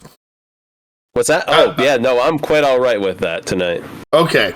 So I'm just kind of taking it all in. It's still pitch black in here, other than the chemical lights, right? No. There's lights. I thought I described them, but there is floodlights. There's electrical floodlights. Okay. I'm just kind of taking it all in, seeing what appears to be a Roman Caesar in our midst, kind of wondering where Sahara, fits in. Like, is she older than the Roman? How that whole sireship worked with Victor Lestrade. I'm just kind of like observing, investigating, doing a visual sweep. He approaches you. The Roman actually begins approaching you. Yes. You are Dante Crow, correct? Correct. Yes. And you are? Oh, I am Julius Arcadius. I'm approaching you because I need you to meet my Collegium of Ashes. We believe that we're going to Tarquin. We believe in Tarquin, and we need you to meet with us as soon as you can. There's 6 of us of various clans. We're cults. We're scholars, a cult of scholars for Tarquin. I see. I'd be glad to assist you. We're going to need to put you to work for blood sorcery means purpose. You will not be the only Tremere or the only blood sorcerer. We have many defectors who have come to work for Tarquin. Well, I'm not a defector. I follow, my former prince, but I'd be glad to assist you. This is an area of expertise, if not research. He looks at you gravely. Make no mistake, you no longer serve Vincent Lestrade. You now serve Tarquin. I felt that was an obligation of my following him, so I am understood. Just so we're clear. Of course. I'm going to introduce you to Marcus Thrax. He is my historian and seer, another one of my countrymen, embraced around the same time as I have. But he is obsessed with the secret wars of the antediluvians. He's an oracle of sort, though his visions are often too fragmented to be useful. He's very old and very knowledgeable. You'll meet him as well. But the Collegium Ashes you will work with. You will learn. Understood. They will teach you. And you will teach them. If you have anything to teach them. Agreed. Excellent. We together we are going to find all the esoteric connections of this beckoning and how it is affecting Tarquin, why it is affecting all of us. Tarquin's goals are very simple. He wants to see a new order rise from the ashes when the Gehenna War is over. For far too long, the Fentru have led lives of opulence. They have not controlled. They have coveted. They have not ruled. They have not conquered. They have coveted money. Time for that to change. It's time to go back to the old ways. With your help, we will achieve those ends. For our victory. For our victory. Indeed. Now tell me of your compatriots. My coterie, as you see them. I have this gentleman here, Brian Gallagher, a man of many resources, an American business entrepreneur, has led himself to our coterie with his resources and his means for research. He is one who you can count on as well. He is also studying in the line of blood sorcery with me. Ufild Soren's daughter, she is an older, I feel, Norse Dane, who was sequestered in torpor under our region, who only recently reawoken. She is new to this modern world, though she understands many ancient things. And then, of course, my fellow compatriot Salvatore Ricci, the Nosferatu who followed the Butcher for, his own reasons, I guess. He is also one who you can count on. He is useful in stealthier movements and information gathering, though he isn't afraid to get his gross hands wet when the need be. Yes, very good. Very good. Yeah, and he looks to Ryan. This is the thin blood I've heard so much about. Indeed. He's well practiced in his own means of thin blood sorcery. Stops, turns. Dissection may be possible. May be necessary. We'll consult later. He seems to be more useful whole, but... Oh, yes. We'll talk later. Very much so, very much so. Yes, thank you. Thank you for the information. Thank you, Julius Arcadius. Yes, very much so. Yes. The Collegium of Ashes will be contacting you shortly. It'll keep you very occupied, perhaps in the next weeks. You perhaps will not be going out on missions with them right away. We'll be too occupied doing other things for the Collegium of Ashes. Wherever I'm most useful for our mutual means. Yes, they should probably last about a week and a half.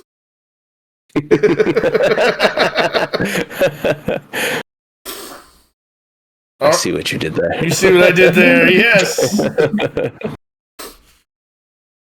Sahar approaches Ufild. She's a woman who appears to be in her late 20s. Her skin is pale, but would be of a dark, but it's a light caramel pale. She's seen lots of sun in the past, probably not in many centuries. Mm-hmm. Many centuries if she's a janissary, as she is dressed. She approaches you, and she gives you kind of a look up and down, as if measuring you out. Not like Ivy and Silk, but she's checking to see. She's looking you up and down like a warrior. What do you do? I'm unfazed by it. I know she's sizing me up. I'm sizing her up. You're sizing each other up. Yep.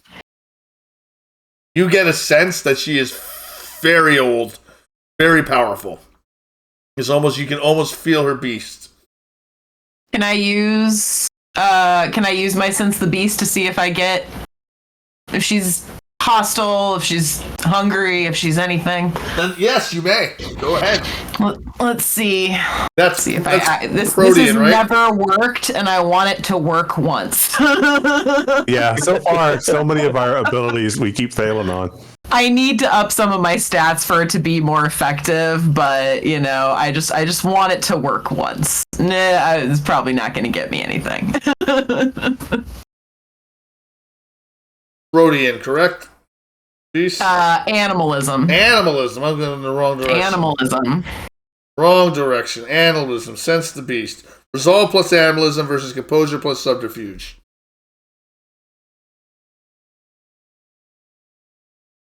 What did you roll? 2 successes? 2, yeah. 2. That's unfortunate.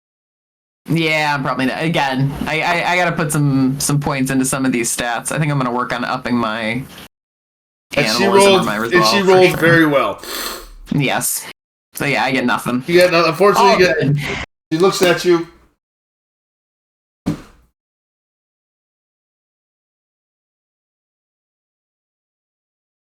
Dane?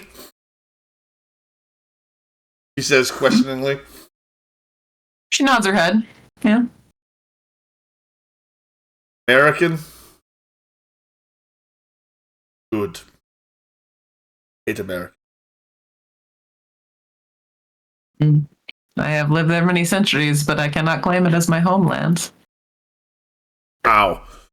Place is so cloy, so bubbly. Insidious. She's just a ray of sunshine. And you? I sense you have walked this world for many a century. Yes. I'm Ottoman. I am proud. Damn.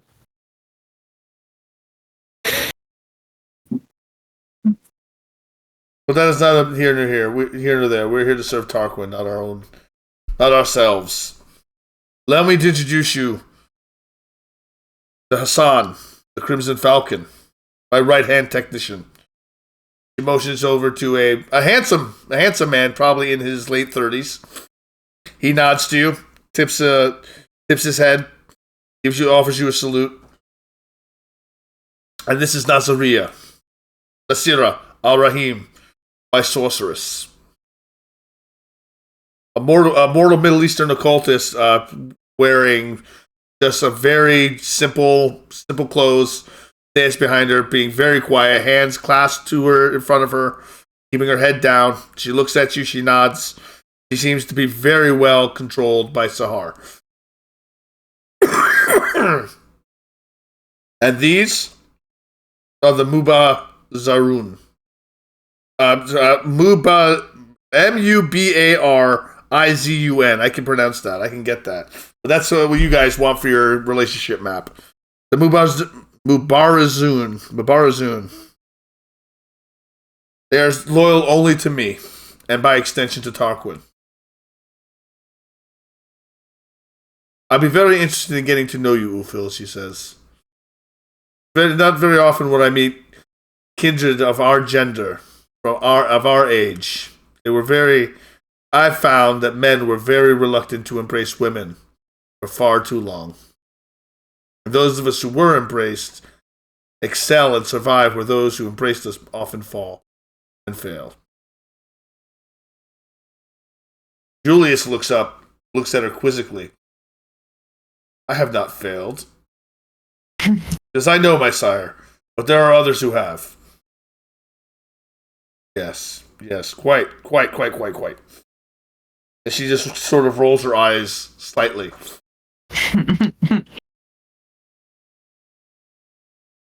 We are here to do the work of Tarquin's work. Destroy the Sabbat of Aleppo. Retake the city in his name. And hopefully not die along the way. Hopefully this will be a glorious battle. But we have intelligence that there are other Methuselahs active. And perhaps even an antediluvian.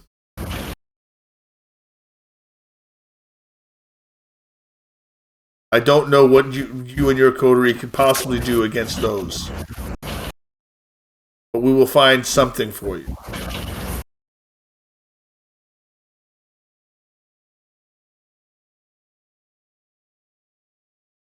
She just kind of nods, and I am prepared for the fight. Excellent. She turns and she walks over to Dante. She gives you a look once over, goes and then kind of walks away from you. And I give her a once over as she walks away from me. Checking out her butt. Maybe. I hate to see you go, but I love to watch you walk away. Please tell me you say that out loud. No. I want to keep my head on my shoulder. But she's old enough that she senses the thoughts. And right. Comes back, slaps you in the face, leaves again. We get done doing our walk around. We'll come back to Dante and Oldfield. All right, I've got 4 points of egress from this place. I'll show them to you so you know the way out. We'll call them A, B, C, D. Yep. The butcher is a butcher. Don't expect much more. Unless he's playing simple. Which is possible.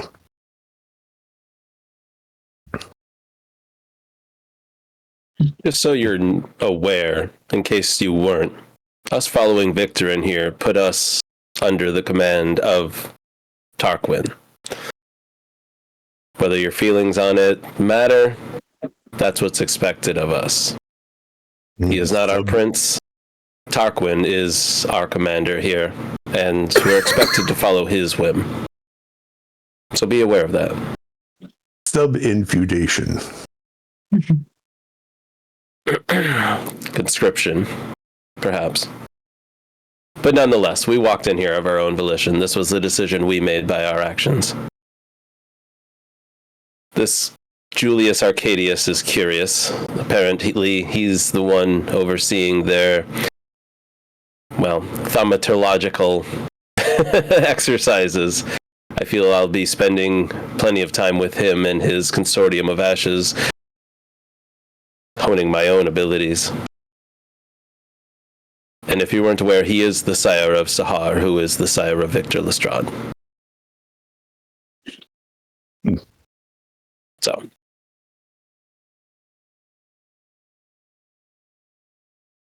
How was your talk, Anything filled?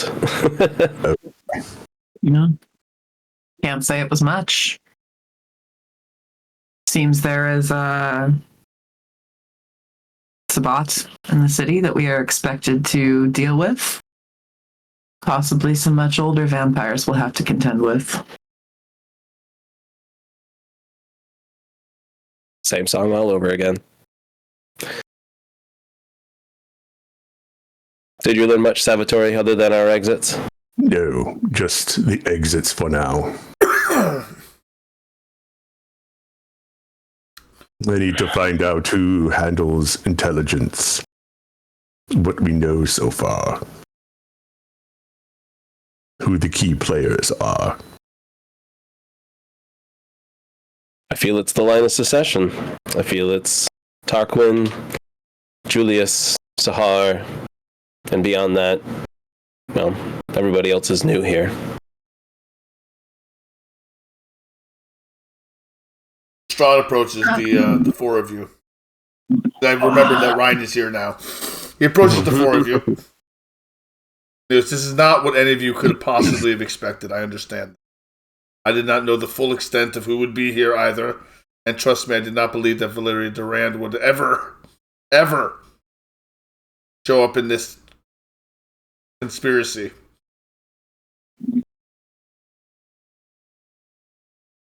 I'm going to give you an option. I will release you back to Lake Blackwater or to wherever you wish to go, if this is too much for you. I will think nothing less of you. I don't expect you to have to work next to Valeria Durand. I hope you choose to. I hope you choose to remain here and help us in our cause. And if I have anything to say about it, I'll be able to convince Tarquin not to rule bloodily, but to maintain the Camarilla's presence. That is why I believe I am here. Be a voice of reason. I'm going to need other voices of reason as well. And kindred who can get things done. But I will understand it if this is too much. We're talking to Lestrade at this point, right? Yes, I'm sorry. You invited us to a war. I know I didn't know what to expect, being as I've never been in one, but it's nothing less than what we've seen already. Happened a little more rapidly than I might have been prepared for, but I like to think that so far things are going as planned. I have no preconceptions about what was expected of me. You mentioned the head of your line, and I know how kindred of age and potency like to take charge of things, so I have no reason to leave.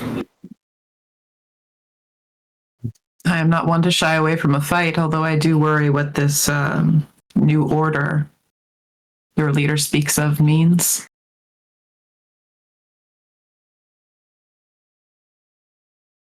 Indeed, I had those reservations myself listening to Julia speak of it, but I figured that was, well,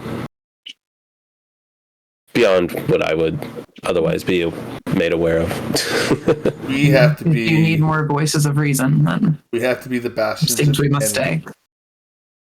We must be the reminder of humanity, the bastion. Not all kindred cling to the, or like you four appear. Some let themselves go, follow different. Some of the kindred you will meet here no longer call themselves kindred, call themselves Canaanites. My line has been spread between the Camarilla and the Sabbat for centuries. You're going to find defectors on both sides come to seek Tarquin. I still remain loyal to the Camarilla, and he understands. My goal here is to bring him into the. If not, at least making sure that he's the one that stands. And it's not the Sabbat at the end. Or that he does not fall to the fangs of the Sabbat, because we do not need to deal with Sabbat that powerful. I'll agree at least to that much. Not since Mithras walked has there been such a powerful Ventru. We must be careful. He will bring lots of attention. Looks to Salvatore. You have something you need to say. No. I think we need to get to work. I agree. We have a lot to do. We have quite a bit to do. And we will begin. You notice that he's got scrolls under his arms. Map scrolls. Topographical and satellite maps of the area you guys folks are in. He walks over to a table that's in the middle of the area and he unrolls the maps. Satellite images first of Aleppo, and then a topographical map overlaid on top of it. Grab things off the table to kind of lay it down. Spread this out. Move a light in so we can see. Because the city is being structured into 4 different quarters. Alpha, Charlie, Bravo, Delta. We're in Alpha currently. He points actually more toward the center of the map, but in the Alpha quadrant of. We know for a fact that there's at least another Methuselah active, but we're unaware of its name. We believe it is a Malkavian. We believe it's in charge, commanding the Sabbat of the region. We're not sure how, we're not sure why, we're not sure to what ends. But the Malkavians in our contingent can feel its call, can feel it beckoning them. They have all been staked currently. Keep them from falling into the hand. Our first goal is to find out what this thing is, what it feeds on, how it's controlling the Sabbat, how we can stop it. I'm not expecting any of you to go toe-to-toe with them. Well, it would be quick. I don't plan to go toe-to-toe. Again. I'm still not convinced what we fought was a Methuselah. No. It was powerful, but I don't believe it was that powerful. So it could be one of those rare North American Methuselahs. They're powerful in blood, not in age. That's what Juliet hinted at when I asked her about it. She's the one who brought the hypothesis to my attention. I trust. She's going to do fine. Lake Blackwater without me. So we know that the Sabbat are in the Delta quadrant. Katie corner? City. Yes, Katie corner to us. Yeah. Katie corner to Alpha. Alpha Bravo, Charlie Delta. And he points to Delta. This is where the Sabbat are most active. This is where we're going to try to spring a trap. We need to devise that trap. We need to devise a decent trap. It's trap the Sabbat. I'm open to inspiration and into ideas. I don't need them tonight, but I will need them soon.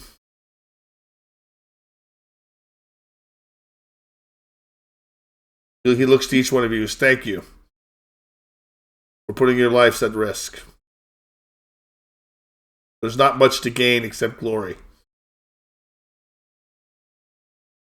But if we can win, we can stop whatever's coming from coming, and we can stop Gehenna in our own way. We'll have accomplished something if we die.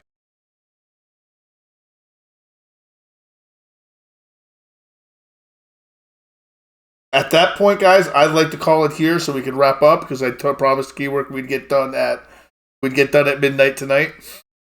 Feels like a good stop. It does feel like a good point to stop. That's a good natural break. That is a good natural break. All right, so let's get into it. Let's talk about stuff we liked, stuff we didn't like, what we want to see more of, what we want to see maybe less of. That's fine too. I want to hear it all because it's important that we go over these questions. That helps me improve as a storyteller, helps you guys improve as players. I'm going to start tonight because there's some things I didn't like. I didn't like the flow of the game particularly well. I thought it was a little fast for my take. A little bit. It was okay. Okay. Well, so as long as you guys enjoyed it. As long as you guys enjoyed it. I enjoyed it. It was fast-paced action. I mean, that's. I was gonna say, I think some rounds are more fast-paced than others. It's just how it goes. Yeah. Okay. Somewhere like that. All right. Okay. Shows you got range. Yep. All right. Well, if you guys liked it, you liked it. Fantastic. I can hate on myself all I want. That's cool. All right. If you guys loved it, you liked. If you loved it, you liked it. You liked it. You loved it. It doesn't matter to me one way or the other. It does actually matter to me. It matters a lot to me.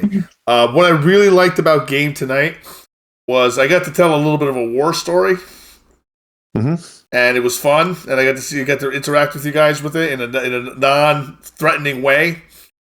No one was really no characters were really in danger tonight, so to speak. But there was danger all around.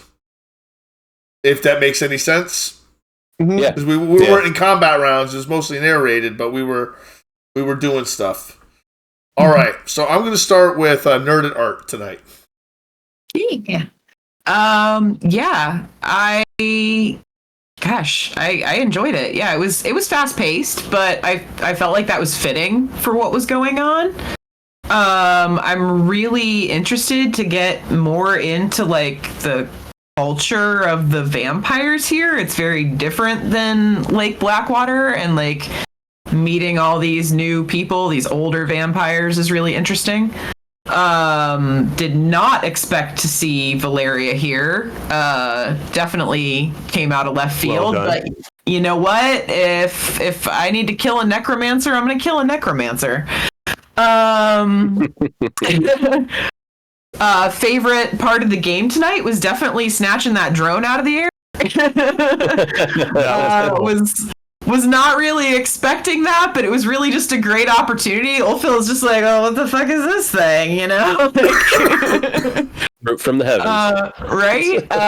So yeah, that was a lot of fun, and yeah, no complaints really. I'm excited to dive into this more because I haven't really had a chance to read the book or anything, and from Ulfhild's perspective, she really has no idea what she's getting into either, so I might just continue to go through this blindly as my character would, but we'll see how it goes. You were I did like the fast. I like the pacing of the whole thing. The starting on the plane and then the landing, and then it's like, oh shit, here we go. It was really cinematic. I mean, I think you really nailed that on the head. So please don't beat yourself up about how quickly that went. And if you think about it, we technically kind of got it through in about 3 rounds. So, you know, so I liked that. I thought that worked really well. I liked my little clutch 2 dice crit headshot there to take out the one vehicle, so you know, rolling against my better judgment to do things, and still feeling useless in combat, but you know what, it's still working out so far for me. We all survived the introduction. Get do some money laundering. Yeah, did a little bit of international money laundering, so there's that. Didn't run out of willpower, thankfully. So hard to keep. No, I enjoyed it.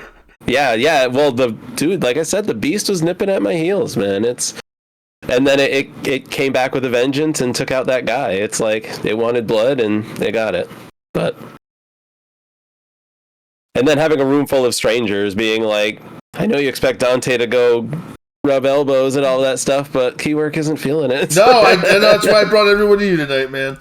But Dante is definitely very intrigued by this consortium of ashes, and you know what kind of characters he's going to meet in that little office pool of sorcerers and thaumaturgists and all that. So, and the weird little Julius Arcadius guy.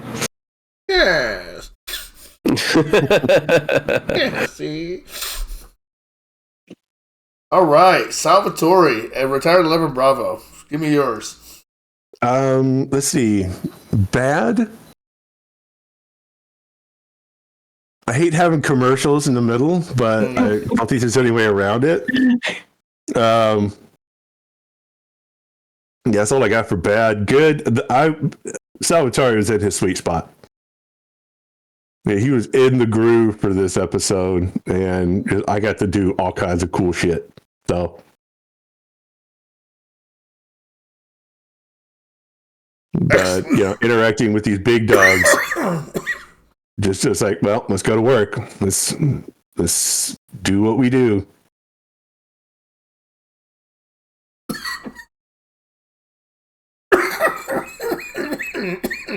Okay. Take your time. Yeah. All right.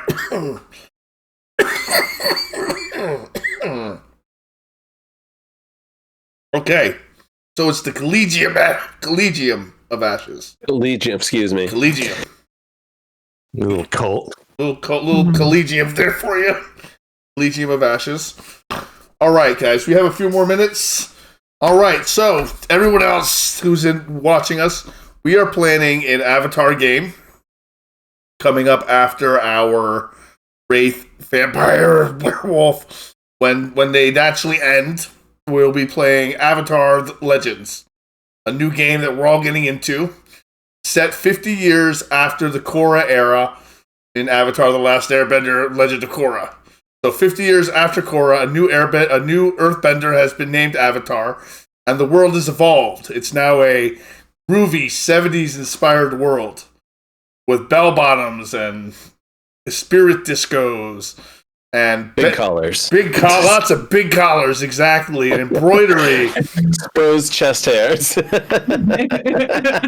what's up, Haggard? Have you landed, my brother? I assume you've landed because you cannot be doing that from the plane. No happy dogs. No happy dogs from the plane. So we'll be running Avatar Legends going forward. Oh, just landed. Nice. Avatar Legends going forward from there. And we'll be playing some Marvel Multiverse. We're going to have a rotating cast of storytellers for that. And we're going to do we have some interesting things coming in the future. And I'm going to say a phrase. And I'm just going to say it. I'm going to leave it there. I'm not going to give any details about it, but I'm just going to say retroactive dice. I'm just going to leave it there. And just enjoy the speculation, because it's going to be awesome. We got a lot of stuff coming in the future, a lot of other games, a lot of new story GMs coming in out of the woodwork who've never done it Which before. Is exciting. Very exciting. When you can inspire your players to become a GM, you're doing well. You've done something right, because there's never enough GMs. And if you can get someone to do it, either they're doing it because they think they can do it better, which is awesome, or you've inspired them to give it a try. And that's what I'm hoping I've done. And we all know Nerdwire's going to do fantastic. I'll swing my tail wherever I want. That's right, you will. Nerdwire's going to be in his realm with some Marvel tabletop, man. I'm excited to see it. Oh, yeah. Oh, it's going to be fantastic. And I will be playing the Crippler, who cripples people and puts them on disability checks. He doesn't kill people. He just puts them on permanent disability. He likes to That's how he fights society's evils. That's how he fights society's evils. By crippling them. One elbow, one ankle, one knee, one wrist at a time. Push you in. Maybe I'm a chiropractor. Depending on how he starts, he might start fingers. Might start with fingers. Yeah. Might twist some fingers. Otherwise, our next game that we'll be having will be Wraith, the Oblivion. I understand that you won't be able to make it, Dante, for it. That keyword. That's completely understood. We'll introduce your Ghost the next game. Yeah, you're right. The next game. It's all good. Absolutely fine. And you're in our thoughts and prayers. Yeah, thank you. And so we won't have, and then we'll have Werewolf again in 2 weeks after that, and we'll see you guys here again next Monday. Downtimes, I'm not sure exactly when we're going to get to do downtimes this week. I got to look at my calendar, so I'm not exactly sure, but we'll definitely do downtimes at least twice. At least twice. Cool. We'll make it happen in between my daughter's physical therapy and everything else I got going on. We will make it happen. Fine. We are going to raid Nerdwire Plays, who's so rudely been playing while we've been streaming. Playing his Super I'm surprised he's still on. No, he said he was going to beat the game tonight. And I don't think he's even close. So we're going to raid him and shock the crap out of him. Make him feel a little bad, too, just for funsies. Because it's easy to make him feel bad. That's because Play he's Mario. such a sweet guy. He's such a exactly. He's such a sweet guy. He's the sweetest guy in the world. He really is, and it's so much fun to play with. It absolutely is. He's a real good soul. Mhm. Unlike that haggard guy. All right, guys, here we go. Join me in the raid for Nerdwire Plays. Woo woo.